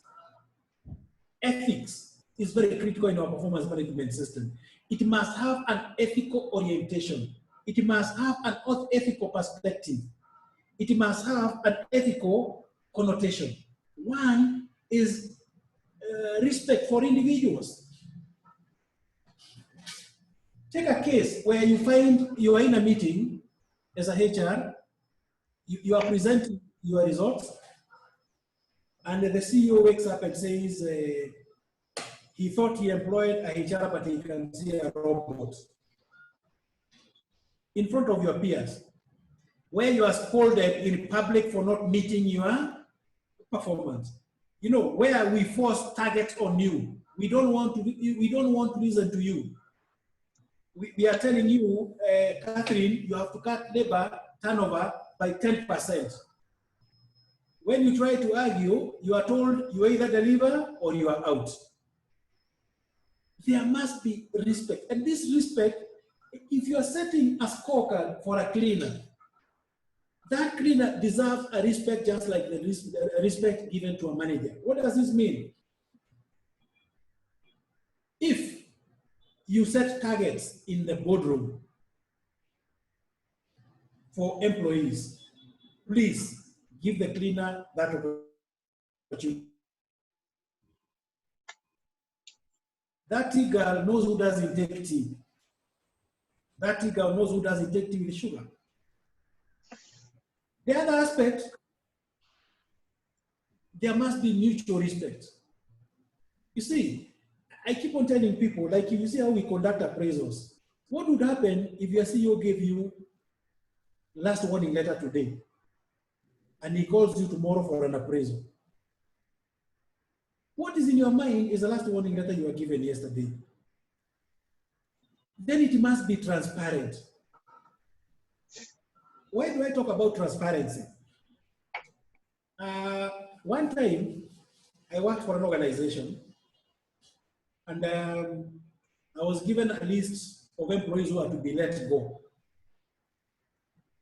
But by mistake, I released a guy who was not supposed to go. So I ended up firing a guy. You know, we were reducing some functions. So the CEO noted, but he never told me anything. So he waited when he was doing my appraisal, and he brought up that issue, and it shocked me. And at this point told me the process was not transparent. Never have anything hidden under the table for performance management. So we ask ourselves, if I was to put a performance management system in place, what are the basic steps? I want just to rush them through because these are just common things. And you realize that there must be an initial system. You must start by planning. At the beginning of the year, this is where you signed your targets with the organization. If planning, if your year starts planning. So at this point, Jenny, you can mute. Hello, there's some noise at the background. At the beginning of the year, that's when we agree what I need to deliver.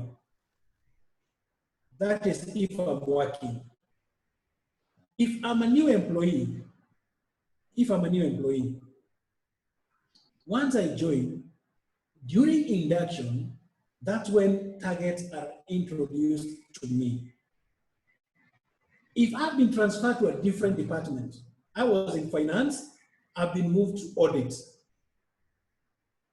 At that point of I moving, that's when the planning for the new function starts. Then from there, we start implementing. And the biggest challenge for any performance management system is when we plan and we only remember it again when appraisal starts.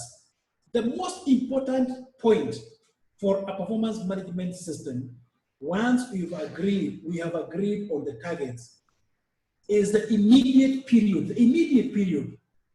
This is where we come to learn whether what we agreed to do was so theoretical. This is where we come to learn whether some assumptions we made are working. I'll give an example. If, for instance, one of your initiatives, not scope, one of your initiatives was to conduct an enumeration survey. You see, when you decide, you said one of your initiatives to make employee motivated, engaged, was to ensure that, you know, the salary, your reward system is competitive, both internally and externally. And you had some assumptions that you made. One, that the companies you want to benchmark with will give you data.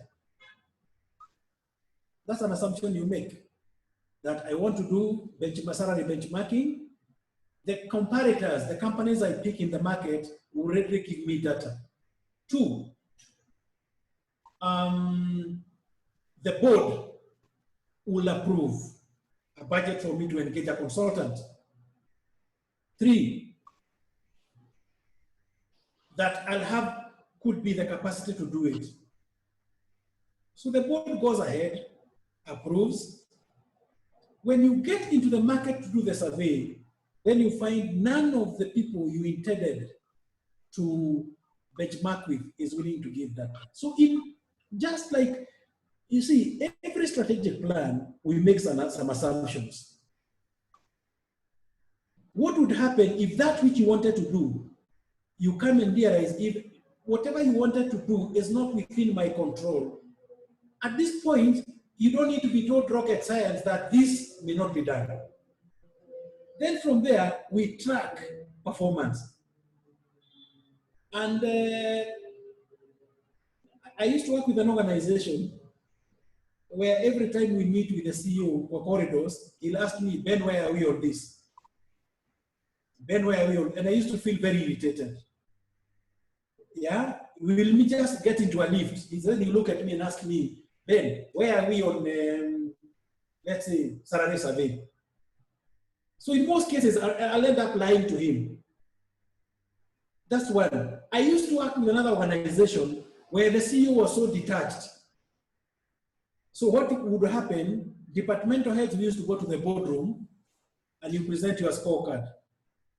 And because we knew he never used to keep copies, so you'll find the month of January, we will present the scorecard as it is. The month of February, that which you think is not working, tutaitoa kwa scorecard.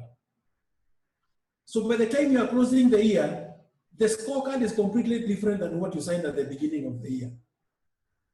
And this is what happens when employees sign scorecards and it's done in a casual way. When we are starting the year, that's when we are able to know who is struggling and who is not struggling. So what happens, we track the process. And by tracking the process, what this means that we are able to monitor how employees are doing. For instance, let's go back to our journey to Mombasa. You have told me to go to Mombasa, and you have told me you have this car, yes, go to Mombasa and deliver this letter by 3 o'clock. Then you call me 10 o'clock and I tell you I'm at Murolongo, 10 o'clock, which means I've spent 4 hours from Nairobi to Murolongo. Then you call me 2 o'clock, I'm at Mutito and I'm eating. You see, the time you realized I was at Murolongo, that is when you should have identified what are the reasons for my performance. And at that point, we apply what we call the peeling onion. You know, as you peel the onion, it becomes bitter. You know, as you peel the onion, your eyes start getting teary. Or what I hear some quality people telling us, using what we call the root cause analysis, or what some people call the why analysis. Why are you at Murolongo 10 o'clock, whereas I would have expected you to be at Mutito one day? The driver will tell you the car is overheating.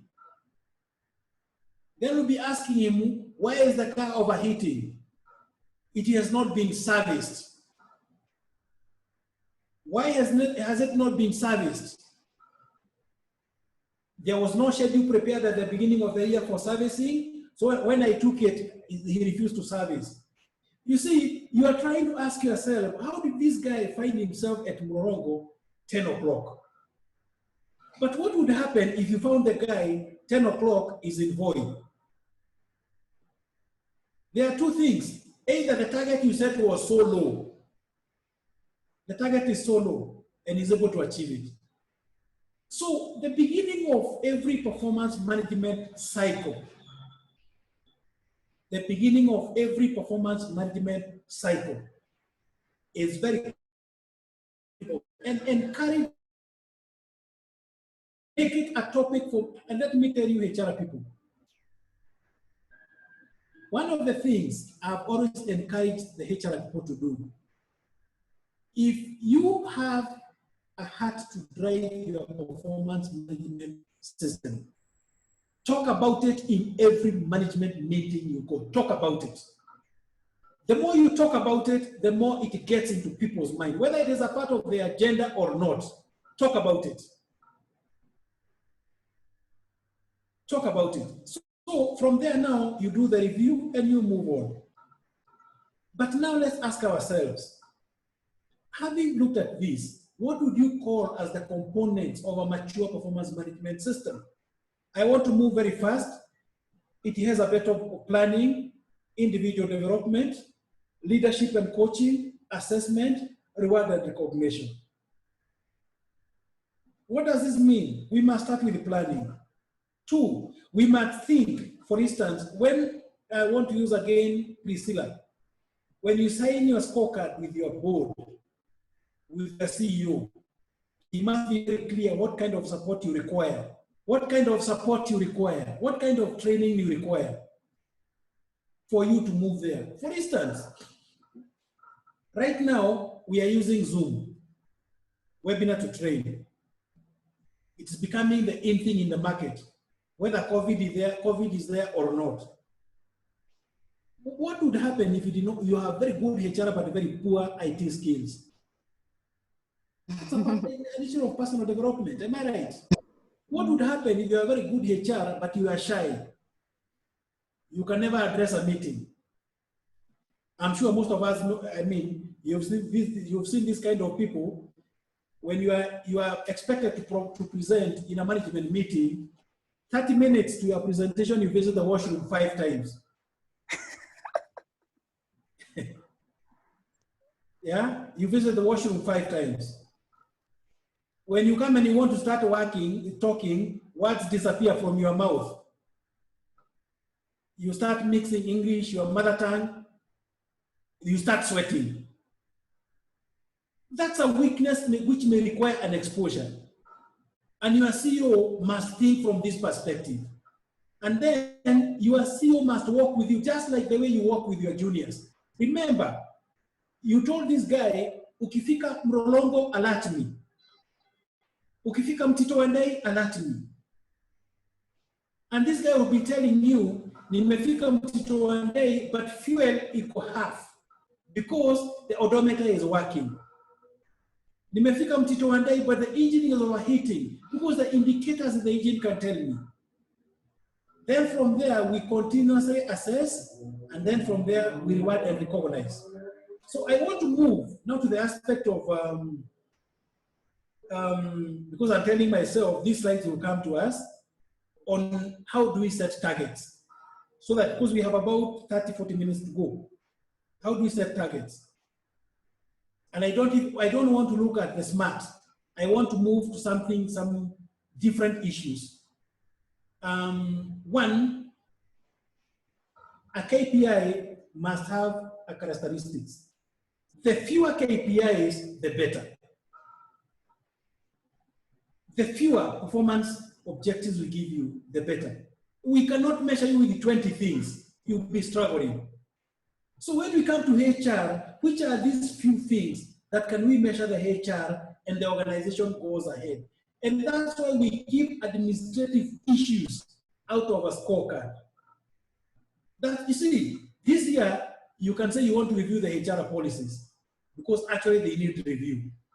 But next year, there's nothing to review. So we must be very clear, what are these few things? 2, the users must understand, you must understand your KPI. You must understand your KPI. And 3, the KPIs must be doable. And that's why we discourage words like ensure. That's why we discourage words like ensure, enhancement. You know, like for instance, let me ask, if you had a scorecard,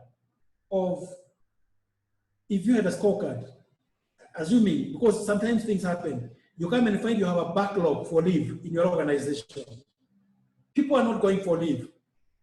It has become, you know, it has become an issue. One, people have not gone for leave, but yet you are expected to perform. So the question comes,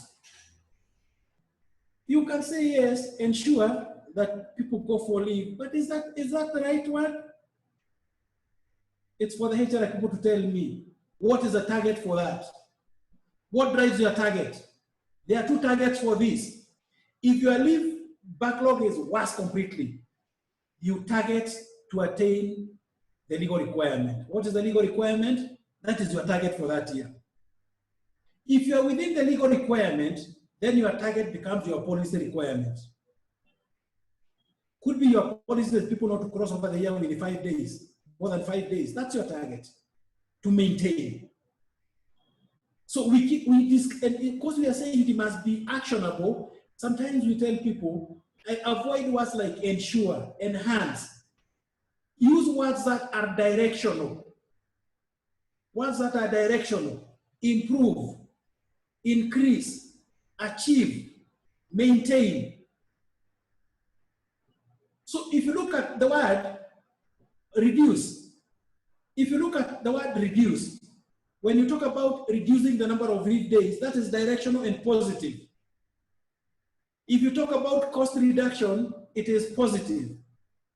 There must be some direction because we say we want to look at the progress.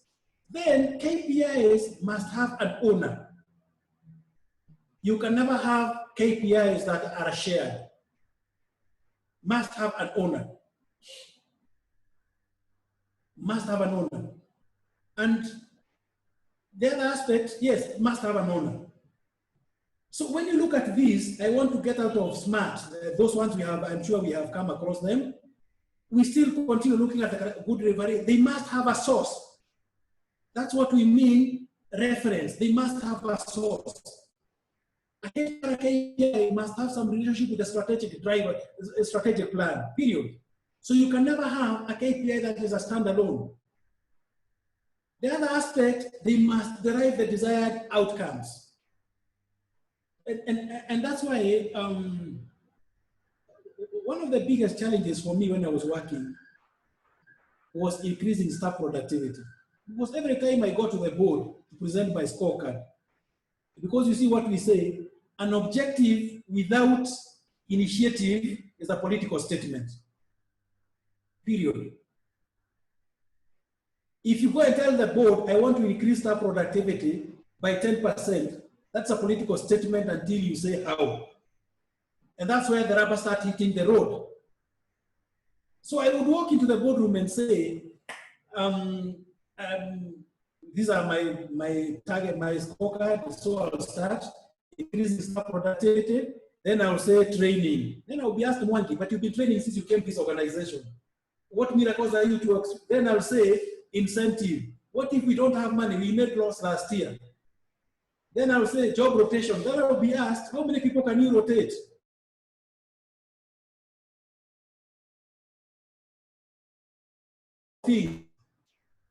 When I say about outsourcing, then they look at it and say, I think that one can try, but whom do you want to outsource? Then you say the T girl. Then the CEO remembers the T girl is the daughter to the chairman. So you are told, first come with a list of the people you want to do what. So one time I said I want to outsource the tea ladies, then I was told, Mwangi, you are very heartless. These people are not educated. They are feeding their kids. So when you remove them, how do they feed their... So what am I saying? It must drive the desired outcomes. The other aspect, it must be balanced, quantitative and qualitative.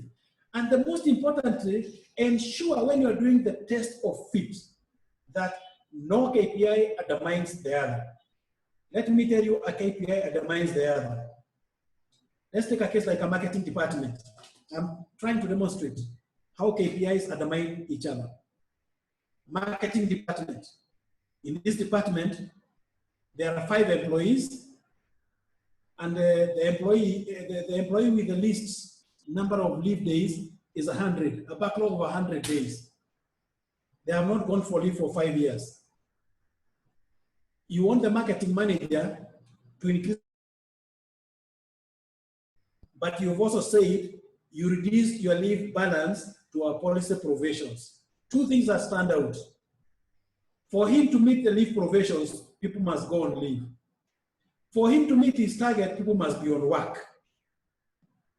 And that's why I say performance management system, apart from the formal knowledge, is an aspect of wisdom. As a HR, you cannot go and say, I'm going to reduce staff turnover, staff cost by cutting benefits and ABCD, and yet you want your staff to be motivated. You still have a score for having staff motivated. So a KPI should not undermine the other, and most importantly, workers should not circumvent the KPI. Nobody should be able to turn around a KPI and say, I've performed when I've not performed. So as we move, we are only saying these are normal things. But though I would like to mention 1 or 2 things, that a target, a KPI must communicate the amount of expected improvement. That's why we talk about a target. So you realize, and let me talk about the HR, and it could be I want to see 1 or 2 answers. Where do you start when you want to increase employees' engagement? What is your starting point? Could be I can see 1 or 2 answers.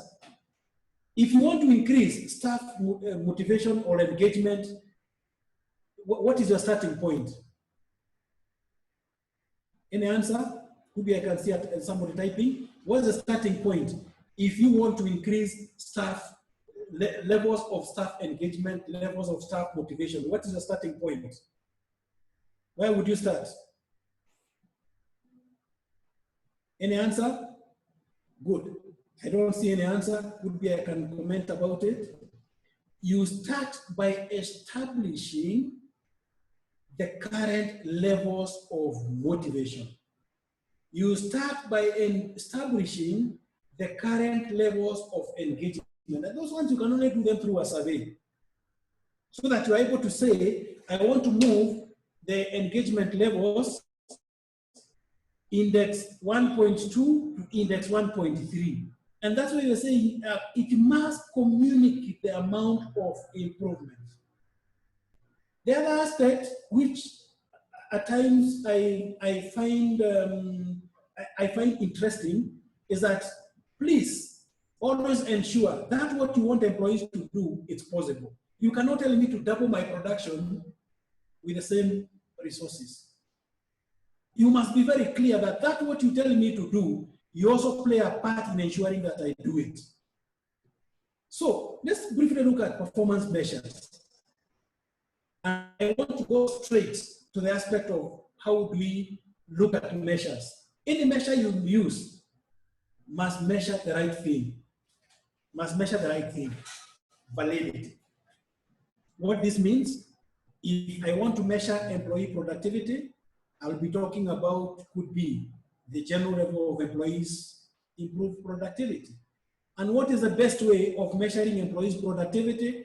If you are in manufacturing, you can count the units. What would happen if you are in service industry? So that's why you use the scorecards to look at how people have improved in their scorecards. Because in manufacturing, you can go and count, this guy produced 5 pieces of bread. But in service industry, most likely a scorecard comes in handy. You know, how many employees have achieved this level of performance? Then the other thing, it must be a reliable measure. And let me ask, because I see in some organizations talking about attendance, punctuality, surely What is the standard measure of punctuality? The other aspect, it must be relevant. And that's why I asked about a ratio. And I say, could be the HR can have a ratio of saying that currently every shilling that comes into this organization, 50 cents goes to employees. Staff cost. I'll give you an example. Every shilling that comes to this organization, 50 cents goes to employees. I want to use this ratio by converting it, instead of 1 to 1, let's say 1 to 0.0 something. And the other aspect is that that scorecard that we give you, do you know how to go about it? So when you look at this, because these are some of the things that we come across when we are talking to professionals like you, it boils down to one thing, that a performance management system will not work if we have not given it a thought process. And do not jump into it if you do not have capacity. Talk to your colleagues, talk to us. It's not, and as I have said, most of the HR professionals in the market, I don't think will have any problem advising you over the phone.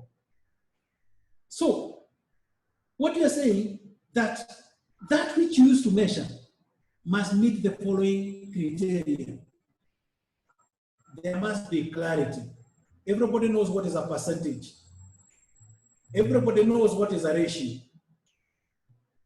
Everybody knows what is a number. Clarity.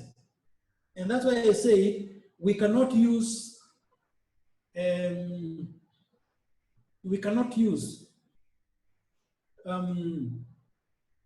scientific calculators to measure performance. It should be, and that's why we tell employees, evaluate yourself before you come to me. Record your score, that which you think you have achieved. So if, for instance, you have given the marketer had a ratio on product mix, where you told, because you see what happens with the marketers and salespeople, they will drive that product which is very easy to sell.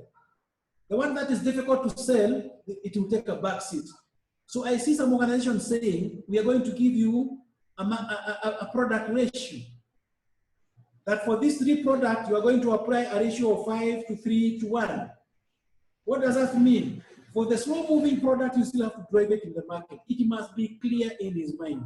So that by the time he goes to his supervisor for appraisal, he has already appraised himself. 2, there must be a unity of mind that whatever standard you are using means the same to me and my supervisor. A percentage means the same to me and my supervisor. It must eliminate bias and subjectivity, and it must be easy to compute and understand. So, when we look at it, so we can briefly look at the appraisal. You covered effective appraisal last week. I don't want to talk much about it. We are saying the policy, your policy must be very clear. The issue of why we have it, self-appraisal, by appraisers, and the distribution of ratings. I want to demonstrate a table here. This is not what you have in your organization, but remember I asked myself, how do we as HR utilize our performance management results? Assume this is how you rate your performance. People who have not met, partially met, and assume this is what you say, that anybody who has achieved 85% of his target, we normally classify the person as not met. Any person who has done 90, he has partially met. Any person who has done 100, he has met his target, and that's why we pay him a salary. So we cannot shake his hands. Why? He has just done what we expected him to do. Any person who has done 100%, 110, he has exceeded his performance, and any person who has done 100 above is exceeded by far. As a HR, and that's what I was asking, what do you do with these results? That's where you come in and now you put these figures. That out of the 100 employees, 15% never met their targets. And is it making sense? Can somebody with me if it's making sense? Is it making sense? Great. So once you do this, even you as a HR, you sit down there and you see how does your normal curve look like. Only 10% exceeded. 20%, only 35%.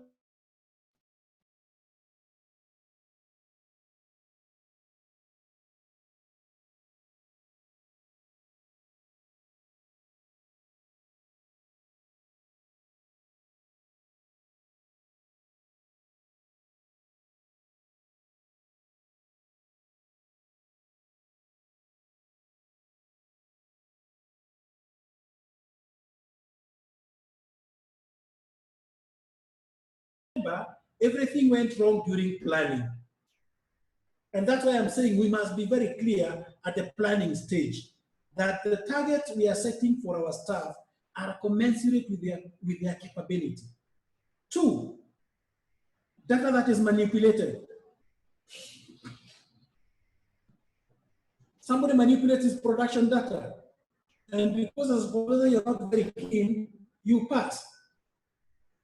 3, setting targets and giving somebody undue advantage of others. Imagine you have a marketer there in your organization, and the CEO is always helping this marketer for business. Just imagine that you have a marketer, a salesman, he has targets, and what would happen is that the CEO will help him get business. He will call this company, anakuambia nimepiga simu huku, go and get an LPO. So you are giving staff undue advantage. The pool car is available for him. Others do not have it. You have given this guy airtime. Others of his same caliber do not have it. And that's like the subjectivity during the review, where you find the manager is just purely subjective. The other aspect now, sometimes you find employees underperforming, not because they wanted, but because of how the system was structured. So sometimes you find we set very high and unrealistic targets for an employee. Take a case where labor turnover is 20%, and the board says you bring it to 1%. That could be an unrealistic target. The other aspect could be inadequate support. You have your scorecard, the CEO has no time for you. The board has no time for you. Actually, every time you want to discuss with him, I have seen, like I worked with one CEO, when I put pressure, he said, every Monday morning, Benson, I want to meet him, every Monday morning. So every Monday morning, I'll be set to meet him. And he told me, I'll meet you between 8 and 9. But this guy will always see me 5 minutes to 9. 5 minutes to 9. I have nothing to explain. Actually, one time we held a meeting in a corridor. He was going for a meeting, so I was following him, explaining to him. And then when we got to his car, he said, keep it, we discuss it tomorrow. Lack of support. The other aspect is inadequate resources. Imagine you are HR in a company with 1,000 employees, and you're only alone in your department. Lack of resources. You want a HR software, and you are being told about budget issues. You are saying you want to go for a seminar organized on new trends in performance management system. Nobody is listening to you. The other aspect is where we give you additional responsibilities. Unakuja unapata you are the HR, but the CEO has made you his pet. You know, when he wants to go abroad, you are the one to struggle where he's going to stay. Yet he has a PA. Yeah? You find when he has visitors. Actually, one time I worked with a CEO who was doing his MBA, and they will come to have group meetings in in his office every evening. And you'll be shocked. Every day afternoon, I was one being involved in preparing the notes, what they are coming to discuss. You know, and because he was doing HR and I was HR, so you can imagine the topic they are coming to discuss. I'm the one to go to look for materials. I had another one who could not operate without seeing me. So every time he'll keep on calling me to his office. So where we load people with responsibilities that do not have anything to do with their KPIs. And then lastly, changing business requirements. Which now, what will happen when changing business requirements? Then you find you don't address what you are about to address. I have 5 minutes to go. Sometimes you give me my scorecard. I go for my maternity leave. I extend it by 3 more months. There's nothing you can do about it. And sometimes you find, why do you think people sometimes will not see the value of performance management system? One, when it is not accurate, or when our managers treat it as an aspect of just ticking the box and forwarding the papers to HR. Or when there is too much reliance on people pushing papers, or where we focus too much on appraising rather than coaching. Or where we are measuring the wrong things. So for us to make leaders are not focused,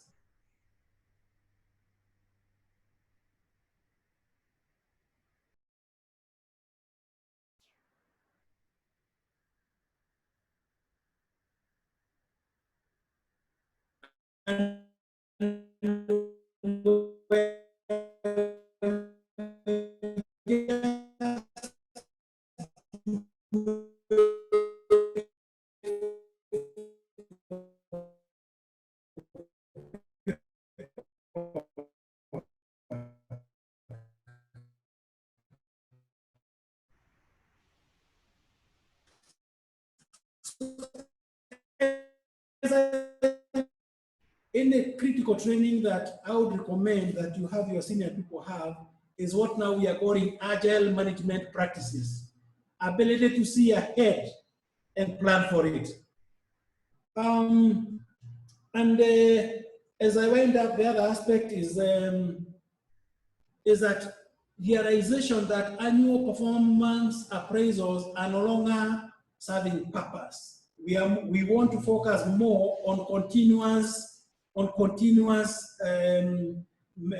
evaluation of performance, but in a very informal way. And focusing more on development than reward.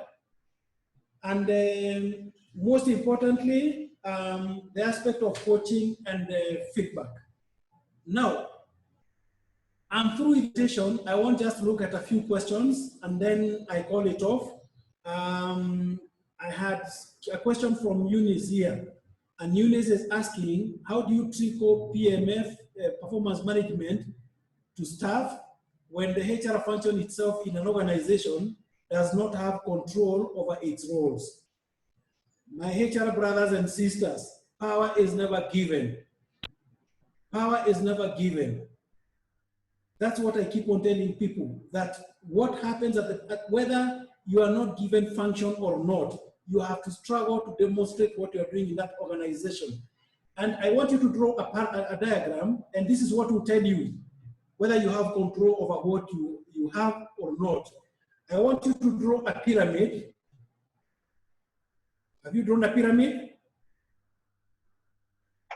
Yes. Have you drawn a pyramid? Divided into 3. Pale juu, you write 10%. The second one, which is bigger, write 30%. And the base, you write 60%. Once you go back to your office, I want you to ask yourself the 10%. If you look at that pyramid, I want you to ask yourself whether you spend 10% of your time only thinking about strategy. 10%. We know strategy is long-term. So when we talk about strategy, we are not talking here about attendance. We are not talking about leave. We are not talking about job descriptions. We are talking about employee engagement, loyalty, productivity, employee experience. The next 30 is operational issues. Operational issues. Jumping from one meeting to the other. Preparation of reports. Implementation of policy. The 60% is administrative issues. Watu hawakupata chai saa 4. Yeah, the car is broken down, the company car is broken down. If your department is structured this way, you can never be effective. This is your mindset. 10% strategic, 30% operational, 60% administrative. What does that mean? If I came to your office and I picked a report that you have prepared, it will demonstrate this, that in that report, you've only put 10 things to do is strategic, 30% operational issues, people are not going for leave, their uniforms are torn, yeah, blah, blah. Then the other aspect is administrative issues. So I am responding to Eunice that empowerment of HR department has a lot to do with your mindset. The other aspect I have noted here as I wind up, what do you mean linking JD with performance as ineffective? I have said the basis of a performance management system is our strategy. When we find 100% that you see, let me ask, if I look at a typical job description for a HR, I'll find recruitment, I'll find training, I'll find ABCD. So, for instance, if this year you are not recruiting, what does that mean to your score? That's why I say we link a performance management system with the company's strategic objectives, having in mind your roles in that organization. Remember what I said. There are some managers we are calling managers, but their JDs are for clerical officers. If you look at it, it is very common. There's somebody who is asking, Vivian is asking, how do you design PMS for people who are working at home? Vivian, working at home at this point is very temporary. At this point, it's only affecting the performance for this year. And what I'm encouraging leaders who are having people who are working at home. If I'm working at home, remember, the fact remains Corona is there. Shareholders' expectations have not changed. That's a fact. If I work for EABL, the shareholders of EABL still expect dividend at the end of the year. It has not changed. There's no company that I've come across that have changed their strategic objectives. If they had said they want to grow profitability by 10%, be assured, no company will come and say that we have scaled down our targets. Equally, the departmental targets have not changed. So if the shareholders' expectations have not changed, company targets have not changed, departmental targets have not changed, equally employees' targets have not changed. The only thing we need to do, whether I'm working at home or not, my target still remains. What we need to look at this point, for instance, one of the targets that have been frustrated by the current events, period, and how do we go about it? So what we are saying, if my scorecard as a HR is to reduce labor turnover, and I'm working from home, I still have to reduce labor turnover. And this is where employees' creativity comes in presence of Corona, How creative am I? And now this I'm telling HR. Remember at the beginning of the year, you had a scorecard of training people. So Zoom is there. So you can't say I never trained people because of Corona. Now, some will say I could not take people for team building because of Corona. And I'll be telling my HR brothers, team building, team spirit is not physical, it is mental. People still have their minds. So this is our point for us to see how creative are our employees, and can we start what we call token gifting. This is our time now to reward people who are performing, like a small thing. Now, there's somebody who is asking here, can you redesign the time aspect of the pyramid? What I wanted you to do, Catherine, draw that pyramid in an inverted way. You draw now that pyramid in an inverted way. So 60, the base goes up, well, that is where 60 is. And then you can play around with the percentages. That is what we call HR transformation. Moving from one pyramid to the other.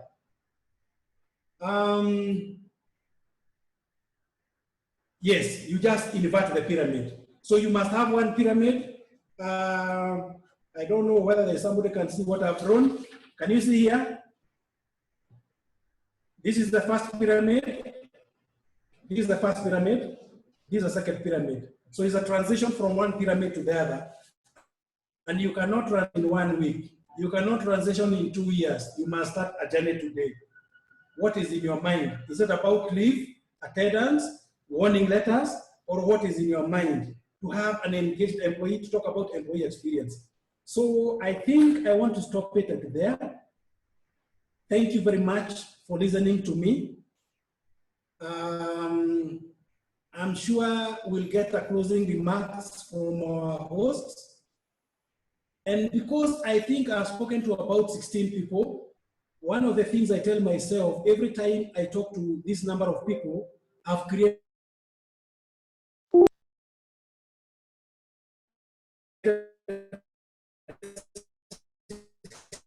and I want to hand it over now to our host. Dan, you can take it over, Dan.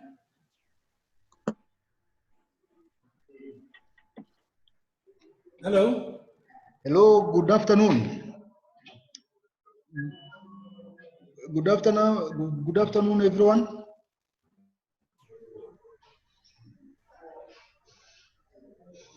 I know we've had a very fruitful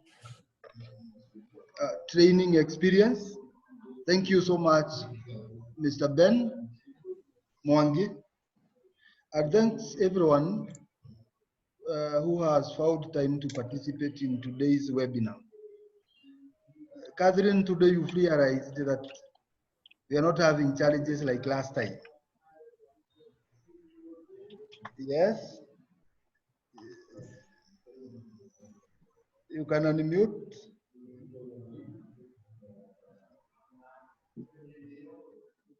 So, what I've realized is that today's participation, including the questions, were very good and very up to date. And although I've also seen that we have so many unanswered questions, I would ask our facilitator, Ben, do find time again so that we can do this again. And Thank you. for all of us who've participated in today's webinar, it cannot be enough. Performance management system is not, say, a training that you would have to cram in a space of 3 hours and understand everything. So every now and then, especially for the team that has participated today, we will do a rerun of this program so that we get into the gist of what is really a performance management system, so that we can say it like the alphabet. The good luck with running a webinar, unlike what we were using before. Everything we have today is on record now. We'll share a video on your portal. And if you follow that link there, you'll be able to access today's training again very well. And then the training materials, as we say, they're also available on, again, on achrp.biz. And if you are not, you've not been able to log into that system before now, it is important that you do so.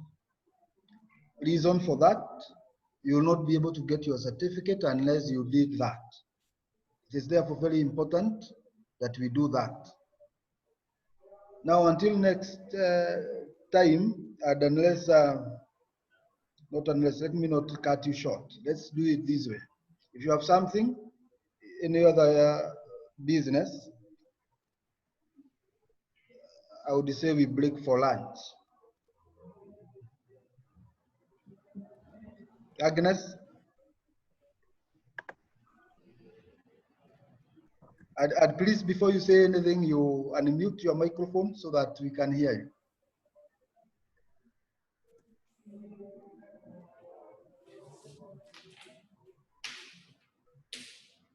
Unmute all, I've unmuted. So you can raise your hand and say something.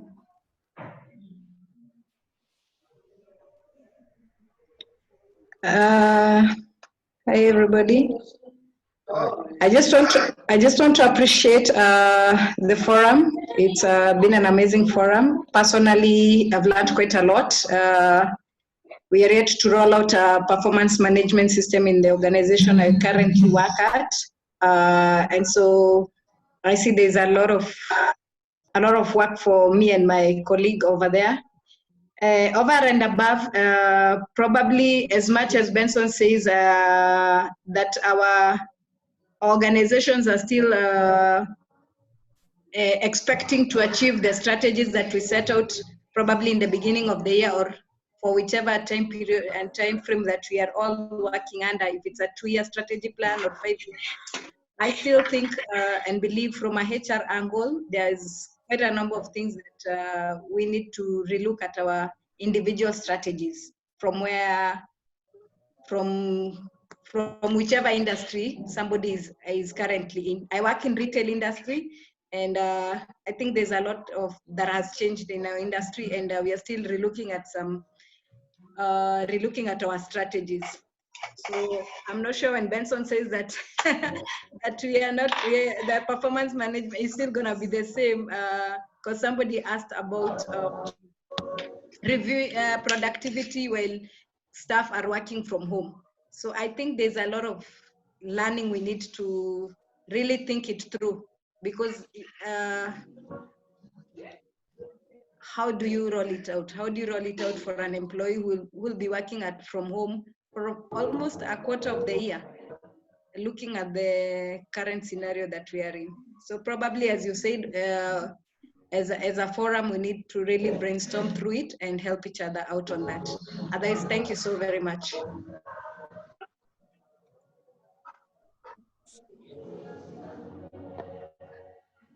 Thank you, Agnes. Thank you. Back to you. Yeah. Agnes, vizuri sana. Priscilla, you want to say something? Thank you very much. Yes, Catherine? Can you hear me? Yes, we can hear you. Priscilla. Who is speaking? Catherine? Yeah, can I make a comment? Yes. Yeah, I believe there is a very big disconnect between what the universities are teaching and what institutions like ACHRP are teaching. I think there should be need for merger of the two, because you are finding practice in offices very theoretical, and we tend to borrow from the West, yet we are not there. But in forums like this is when you really know the gap analysis. So I believe you get interns from universities and they are not relevant to work. They are not being taught the right things. So if there is a way that maybe there can be lobbying even for consultants such as the ones that come on ACHRP to be more relevant in the university scenes for students who are studying HR and those ones who are doing MBAs. I think it is a scale up that is required. Thank you, and thanks for this information. Then, Benson, you've heard that? I've heard that. I'll make a few comments. Let them continue talking. Okay, okay. Let's see. Someone else? Feedback is very important. And thanks, Catherine. Thank you. By the way, everyone, last week on Saturday, we got into some, as I explained earlier, we had some problems. Excuse me, even me, I wanted. Kata, you are a Pakalalu sister. Okay, I guess somebody has started. Now, as I was explaining, feedback is very important in everything that we do. Last week when we got into some mishaps, I didn't know that the Zoom free account was having a lot of challenges, that unasomesha kidogo, then 40 minutes, you have to stop. Until Catherine Gabi said, hey, then ACHRP is a big organization, you need to wrap up your... And the moment we did that today, we've moved on very well. So I really appreciate that feedback. If you find any mishap, okay. I have seen the source. I've seen the source of that. Now, if we all give feedback, we can be assured of free hustle future trainings. And as I said again, I endeavor at all times bring trainings closer to the HR professionals. Trainings that are comfortable, trainings that are within everyone's reach, so that by the end of the day, we would say we have all been continually tumepata CPDs zetu. Thank you very much. And let me see, Geto wanted to say something. I want to comment before you sign off after this she talks. Okay. Geto?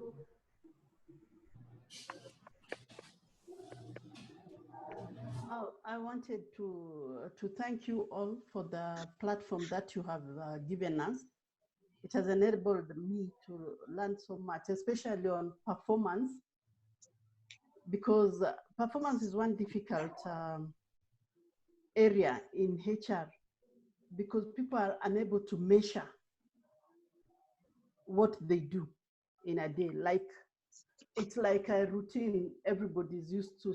So when you ask somebody, what do you do, like from 8 to 5, they'll even start thinking about it. So like today, I've learned on how to measure some of the employees that I didn't even have an idea of how their performance should be measured. Messengers, drivers, T-girls.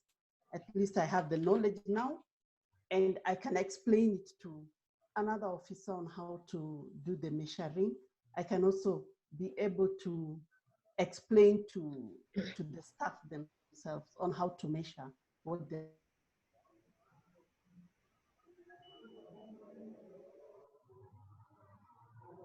Thank you, Can I make a comment? I can make a comment? Yes, please. I want to respond on 2 things. One from Agnes, who said he works in retail center. Is Agnes? Good. I want to talk about people working from home, where companies are getting it wrong. One, it's a new concept for some organizations. So what is happening is that people are being told go and work from home without any mechanism to monitor. And you see, this thing is mental. If today you tell me to go and work in the house, I'll tell you, I've also been working in the house, and I also fall into the same trap. I wake up 9 o'clock, I watch a bit of TV, I read the newspaper, Remember, I'm informally dressed. Okay? I have the family around me. So we are not, one of the biggest problems, Agnes, that we are committing when you are sending people home, we are not preparing them mentally. That despite you not being physically in the office, you are expected to deliver. I have a friend of mine who is working in a circle, and the IT department is able to monitor the time she has opened the computer, what she's doing, and what time she has signed off. So what I would like to encourage anybody here who is having an aspect of remote working, first, let us think seriously when we are telling to go and work from home. There are those who can work from home and those who cannot work from where? From home. Two, working from home must be driven by a logic. We know we want to decongest the office, but that does not mean because we want to decongest the office, everybody has to be told, go and work from home. So the people we are telling to work home, we must be very clear that these people are able to remote work. That's one. They are able to remote work. Two, even if they are not 100% able to remote work, that what they are doing from when they are working away from the office is, is exactly what they could do when they're in the office. And that's why you see, like now a driver, you cannot tell a driver to remote work. That's obvious. A messenger, you cannot tell a messenger to remote work. But for a guy who deals with the data, that he only needs to do it. So we need to be very clear. Because what has happened, most people have taken it. I know one insurance brokerage has told people to go and work in the house, and your work requires permanently you have a phone. Your work requires permanently you be on internet. Your work requires you permanently have a laptop you are working with. Now, one of these employees stays in an area there is no power. In an area there is no power. Actually, he told the management, don't give me the laptop, because in the estate I stay, there is robbery every night. So it is a well thought, working home for HR people who are in this forum must be driven by something that is very clear. Am I right? You can just note if I'm talking sense. And two, I've spoken about the mental aspects, the mentality of the employee and the mentality of the supervisor. And three, the aspect of supervision. Now, I want to go back to what she said about strategy. I said and I like her comment, anytime we do strategy, we make some assumptions. Am I right? Every strategy, there's some basic assumptions. What is an assumption? It can work, it may not work. So what happens? Let me give an example. I don't know whether you have any HR in the circle, in the forum. If you look at circles from the rural area, their work systems are built around physical presence, because the clientele we serve believes in seeing a physical office. Just take like a dairy farm somewhere, Uku, in the reserve area. These people believe in seeing a physical office and being physically served in the office. So you realize, based on our clientele, our work system just looks like a supermarket. There are those which have started delivering.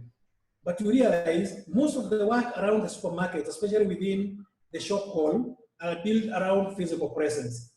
So what am I saying? That most of our strategies now have been frustrated by the pandemic. But remember what I say, Agnes, I'm sure you had a target for training people this year, am I right? And this training may have involved you bringing people in the organization to train, taking people out. Now, you realize this is your time now to say, remember, I said I will train, but now I'm going to use Zoom. But because I want to use Zoom, how many people are competent to use IT resources? How many people can interact with IT resources? Now, this is where you also come and say, can I develop internal champions to do internal training? Internal champions to do internal training. Who is the best person to train staff about your products? Who is the best person to train staff about handling customers? This could be internal people. Hello, am I making sense? I want to talk about the, and this is what happens, HR people, when you go back to the organization, please look into your scorecard. What has been frustrated by the pandemic? What has been frustrated? And before you change it, look at whether there are creative ways of you meeting it. Lastly, I want to talk about university education, brought by Catherine. Catherine, one thing I did not say, I also do part-time lecturing for master's students in 5 universities. I'll mention 1 or 2. JKUAT, I've been handling master's classes there. Egerton, I've been handling master's classes there. Ed and Kemadi, the other 2 I'll not mention. And there's one I'm handling HR classes, and there's a section of policy framework. And the course outline given to me is still talking about Employment Act, Cap 226. It's still talking about Workman's Compensation, Cap 236. It is still talking about Trade Dispute Act, I think Cap 264. What does that tell you? The universities, in fact, if you go and talk about competence-based interviewing, CBI, in a university class, some universities, you look like you are lost. Because when you look at, and that's why I told you about people taking master's degree, and then when you go in the class, you are being told about the 17 theories of motivation. You know, Abraham Maslow, McGregor, not knowing the practice in the market. And if you have a pen, you can write this. The practice in the market talks about, in motivating staff, talks about track system. TRACKS.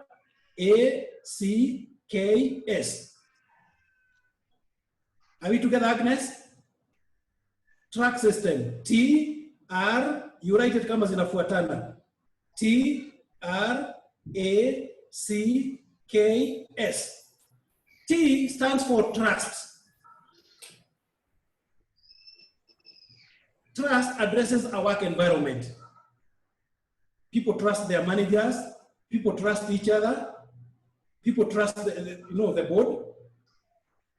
That is what we mean by trust. And I want you to roll back and ask yourself, how many of our line managers are trusted by their juniors? That is 1. 2, R stands for reward and recognition. Reward and recognize. I don't want to belabor about that. A stands for accountability. Make people accountable for what they do. And I'll tell you one thing. If we make HR people accountable for what they do, you'll never find a strike in Kenyan market. So A stands for accountability. Let people be accountable for what they do. What does that mean? Nobody should take over credit for the other person's work. I need to own my results. C talks about challenges, challenging work. Not problematic work, but challenging work. A challenging work extends your thinking, challenges your thinking. I'm sure today, if you went back and you were told, come up with ways of how we are going to manage to increase staff motivation, and we are not going to interfere with you, implement what you come up with, you can imagine what you can do for that organization.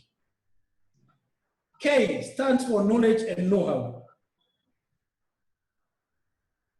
If you look at the Egyptian revolution, the Arab uprising, the one for Egypt, if you remember it very well, was coordinated through social media. There was no ODM there was no Ford Kenya there. It was coordinated through social media.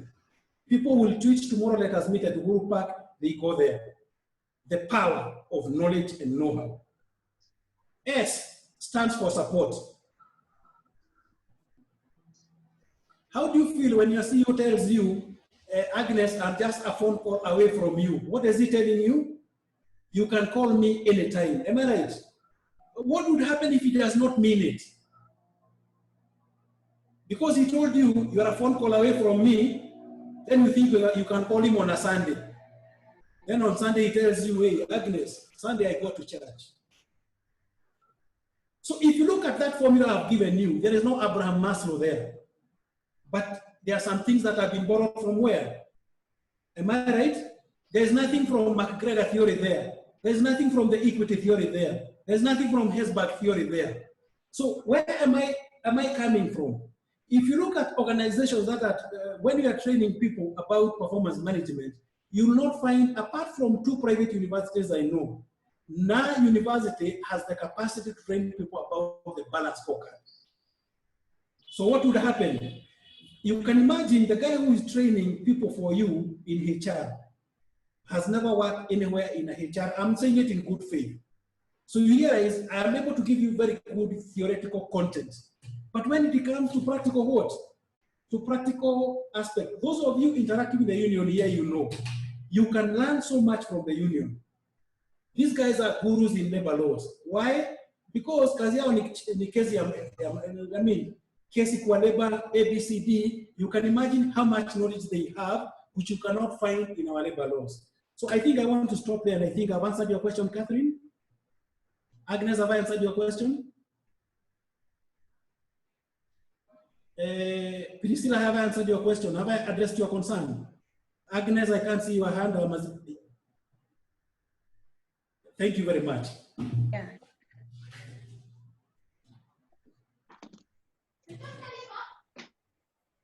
So we are good to go now. Then, I'd like to say something. Bona Benson, thank you for your presentation. It was very relevant.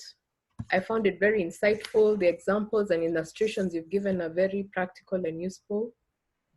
Some of it I missed, but I believe I'll catch up with it when I watch it again. When you were giving the illustration of the house, giving tea and something about tea and making tea. I missed that a little, but I believe I'll follow up with it. What I wanted to know is whether you have some, you could recommend further resources that we could read, people, material that would be useful. Okay, that's good. Okay, 2 things I want to tell you, Vivian. In HR, you learn through practice. Are you communicating? In HR, you learn much through practice. Why do you think I've mentioned about the union? Because if you listen to the union, they have a wealth of knowledge. Let me give you an example. 1995, I was dealing with Kudeya, Kenya Hotel Workers something. And they had sent us a list for us to recognize the union. So I went to the Ministry of Labor and I said, I want to verify the signatures. That guy who looked illiterate just looked at me and told me, Mwangi, open Sijui Cap, what, and tell him, show me where it is written, the word verification.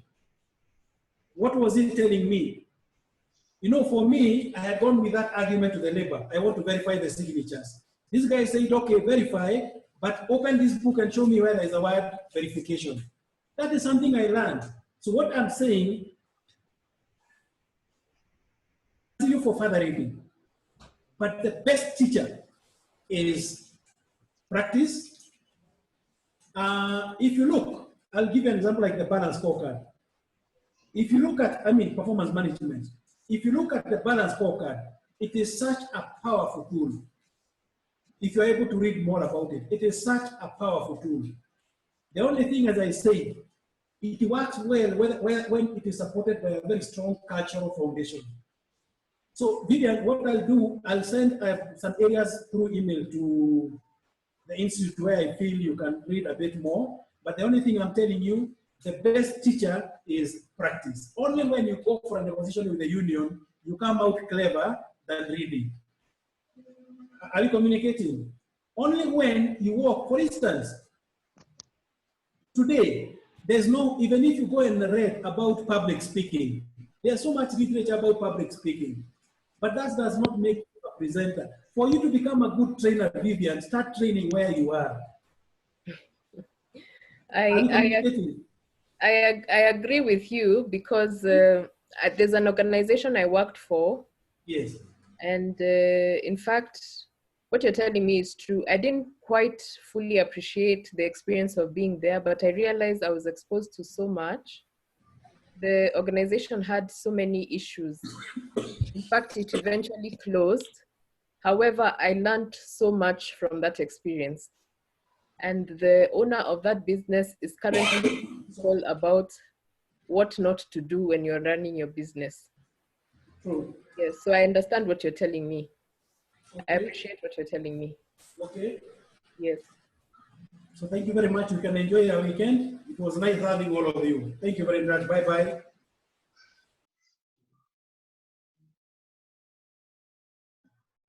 Kwaheri everyone. Kwaheri. Agnes Timotho. Thank you. Thank you. Sana. Elizabeth Karemi. Very good. Thank you. Can see you. Yvonne. Asante Den. Yeah, thank you. Karibuni. And Vivian, you've seen it is not difficult. I have, yes, I have interacted with Zoom before. So I've been able to interact with it well. However, I had challenges in the beginning. My comments were not being seen. No, what was happening in the morning, I realized the challenge that everyone was, the mistake we were all committing. When you are chatting, ensure you select to whom you want to send the chat to. If, for example, you said to the host, that becomes a private chat, the facilitator will not be able to see that. So as I selected the chat to, then select all panelists and attendees. Then in the morning, I also realized the mistake I was doing here. The reason you could not have your videos on was I was required to promote all of you to panelists. Because our webinar works, the video only, those who are able to use the video, the panelists peke yao. So the moment I did that, now I could see, you could see all of us. Dennis, Yes. is there a way where you have the authorization to mute everybody because of the interferences that we are having every now and then when the training is going on? Yes, come again. Is there a provision of muting everybody from your side? To be able to mute everybody from your side so that we may avoid these interferences that we are getting all the time. No, I agree with you, Priscilla. What I've come to realize, and this is the challenge that we mostly get. Yes, I'm able to mute everyone, and I'm able to unmute everyone. However, that part of the microphone, a participant can unmute themselves. So it calls for, what would you call this? Good manners. And that's why we don't have our webinars on the Zoom. So they interrupt the session as much as the host had muted. So that's where the interference comes in. What happened was, I think I had set this meeting for 3 hours. That is why there was a little disconnection. So the thing, now you see now, like you can have somebody who has a lot of music. So that happened. From your side, you can mute the person.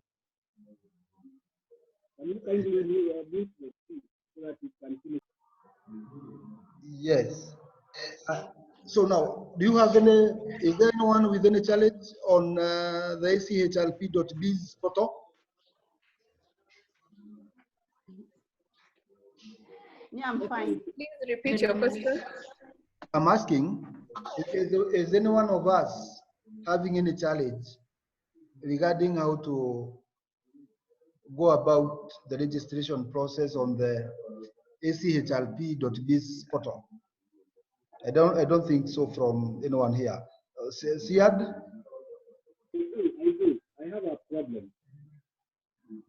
Hello? Yes, So I I'm can stuck hear. from this. So I don't know how you can help me that. Okay, I asked you. I'm going to chat with you privately. Then we will do that. Sawa. Okay, sawa. Okay.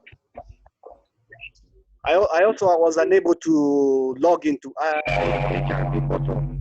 Would you kindly chat me separately also so that we see how to reset the password? I'm going to give you a call after this. The Please, reason I could not talk to you then was we were having this discussion. Okay. Sawa. Okay, thank you so much. Thank you so much, and thank you so much for the session. Thank you, Mr. Benson. Wonderful. Thank you so much. Okay.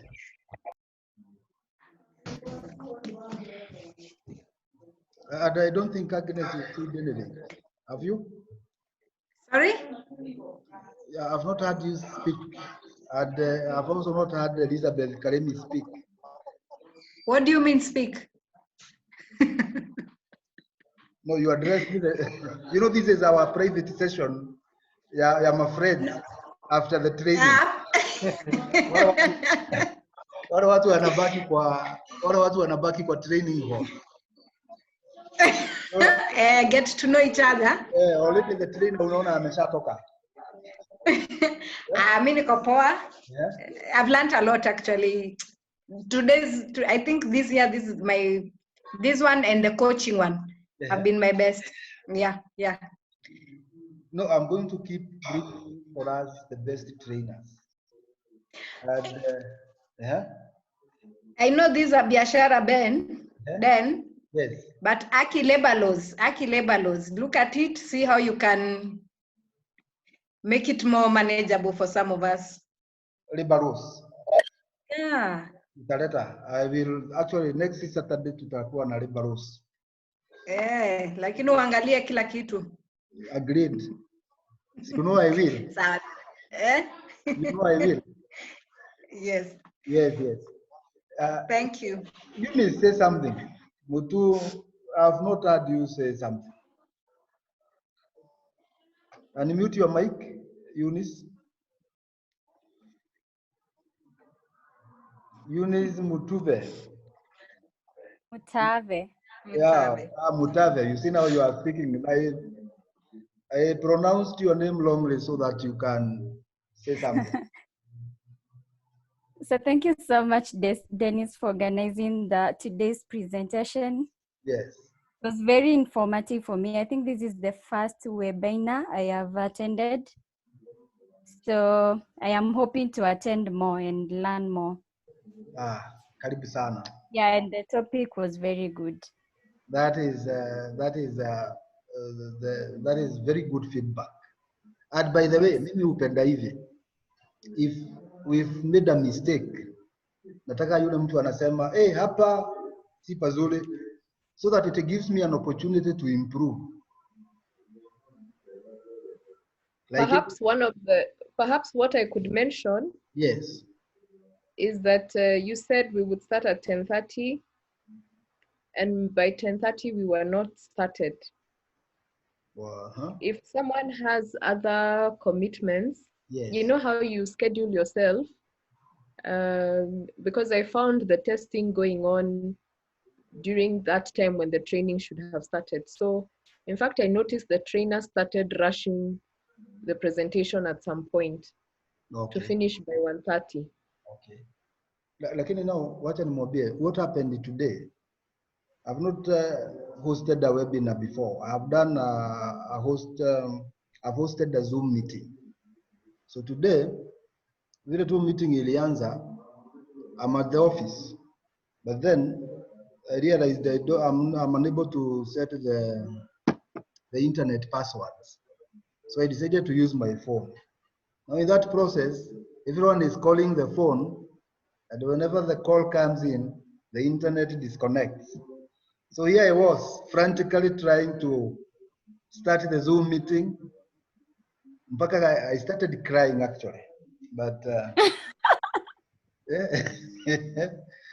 but before I knew it, nikaona imeshakuwa mzuri. Then kuingia pale ndani, it has new features other than ile free Zoom. Haiko very rich like this one. These are very nice features, but only if you know how to use them. It can even lock you out of the meeting. You see? So the issue of keeping time, I want to promise you that one we shall keep time. Mama?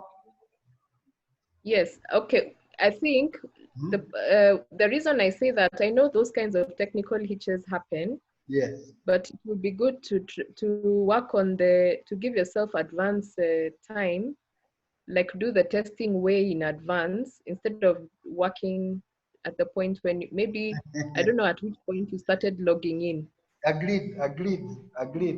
And I have been to webinars where they say 10:30, on that dot they have started, and at 1 sharp they have finished.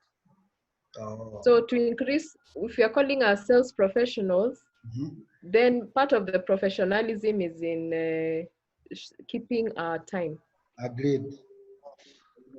And I don't speak as an expert, I speak as one who is also learning to be professional in how I'm doing my things. Yeah, I believe it's like we are all learning. We are learning a lot. Me too. Yeah. By the way, okay, let me say something else. Some of these things that as is due kuzifanya, you just try. Every day you learn. Yeah. You learn a new thing. Were you there?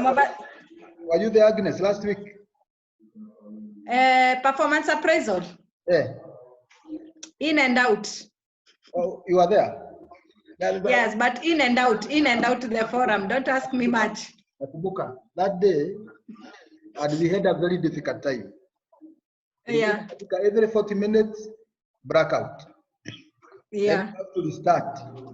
So by Yeah, the that's how it was the weekend where we had KPLC issues anyway. Yes, and Yeah. by the way, I made sure that everybody thought it was Kenya Power, not myself. At the back of my Smart one. I have to. But then Zoom has only a provision for 40 minutes when you subscribe to the free version. Yes. Yeah. Na sasa unaona hiyo haitakuwa mzuri, inaweza ikakukwamisha vibaya sana. Lakini this one we can chat the whole day for 24 hours.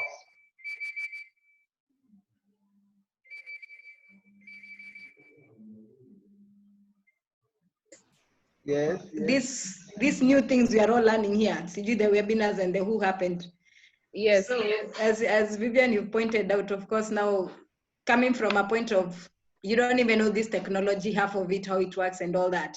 So, yeah, totally hear you on the time management it's a new aspect. experience. Yeah, it's totally new. So working backwards will be very critical in terms of time. I've attended a few webinars where they were so on time. If you tune in 1 minute before, you find they're already there. I mean, 1 minute ahead, they're already in. They have started talking at exactly the right time they finish. I have been so challenged by those people. The ones who are keeping time like that. That's amazing. Only matter of time, then I agree. Yeah, some of I think then I can, okay. Yes. Yeah, I wanted to say something, just appreciating the whole thing, and especially the training for today. For me personally, it was the first time, and I can agree with you or with the rest of us. We've learned a lot on performance management, and I'm looking forward to many more trainings, and especially what Agnes has said about labor laws. That will really be good, and especially now. Yeah, because I know most of us have some time during this period. Thank you.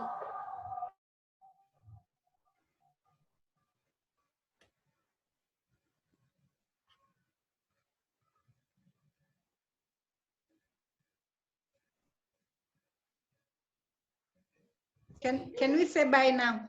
Yeah, we bye can. then. Okay. I was having a kanine. You know, working on Saturday is very difficult. So, Amma, you guys, are you willing to come for lunch? You should have said in the morning. You can Zoom the on on my bill. You can zoom the lunch to us. Ama utume voucher.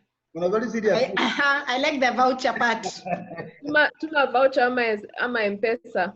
M-Pesa. Yeah. Tutafanya order. Yeah. Tutajisort. Tuma M-Pesa. By the way, there is this group that delivers meals. Inaitwa Glovo. Glovo. Let me try to contact them. I see what is happening. Yeah, but M-Pesa is also working. Agreed, Agnes. And you know I will do that, okay? So, guys, thank you so much. Can someone help me to join the Telegram? I've been trying, it's not, I don't know what I'm doing wrong. Okay, the first thing you need to do is to install Telegram on your portal. That is the first thing. Not on your portal, sorry. I talk about portals throughout. First thing, install Telegram on your phone. The same way you've installed WhatsApp. Telegram. By the way, then. Yes. This stories of salary cuts and I don't know whatever guys organizations we are doing with the salary cuts and everything. Have you interacted with the organizations which have managed to effect? Sometimes, yeah. I've had proposals being batted around regarding salary cut, reduction of allowances or removal of them altogether. But they require a lot of stakeholder buying. Because in the absence of that, you may find yourself faced with a rebellion. A situation whereby everybody understands that, okay, instead of all of us losing our jobs, let's get a little cut, all of us, and then survive this employment together. So a lot of stakeholder participation is very important. That's what I know. But there is no one who's come up with a policy that is applicable uniformly, that would help guide on the issue of salary cuts. From the president downwards, you saw the percentages proposed for cuts. They were not anchored on anything. You saw that?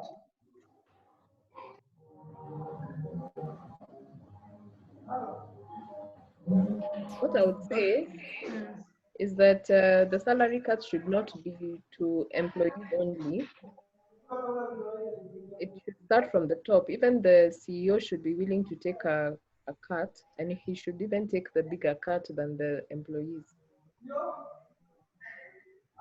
The other day I was suggesting we were called for a meeting to discuss the challenges or our time. And one of the suggestions we made is realized our senior managers receive what is known as entertainment allowance. And somebody was asking, during this era of COVID-19, where do people go to get entertained? So the first thing, this would be the first, some of these allowances should not be there in the first place. Then una reduce na what is not very necessary, but then you say you don't touch salary for now, remove the other allowances until such a time the situation improves. Lakini pia umerealize sacking, dismissals or termination of employment has been stopped by the government. It is illegal to do that if you stop to send anyone home during this time. Irrespective of what they've done. And chances are, if you send me home today, maybe I would, when I take you to court, I would then bring in the issue of COVID-19. Then you may not be able to know how to escape that. Maybe the best thing. Okay. I would think that if you're sending them for valid reasons, you've got to have Reasons, yeah. them right, so that they don't jump on you. Ni kama say you are working with someone with a disability, or you are working with a person of the opposite sex, especially for us men. It becomes very difficult to discipline a lady because chances are she may allege sexual harassment, and sometimes if that is alleged, it becomes a huge case that is blown out of, say, proportion. And another thing you realized, when the employee takes you to court, the onus to prove yourself innocent lies with the employer, not the employee. Employee hakuna mahali ataulizwa, can you prove your allegations? Yeye ameshapeleka kesi kotini, so it is up to you. So I've come to realize when you have cases of similar nature, the best way forward as a HR, try as much as possible and avoid dealing with cases that have gray areas. Avoid dealing with cases that have what? Gray areas. Cases that have gray areas, or cases that can put, what do I call this? Cases that can mutate. Mutate, you know, mutation. Inaweza ikabadilika ikuwe something else. And then maybe you could spend the next 3-4 years trying to explain yourself that this particular disciplinary issue or this separation had nothing to do with COVID-19. I get you. I get. Now, let's do this. I don't want to come to work on Monday and Tuesday, so I want to have my boss sign off my leave. Sawa.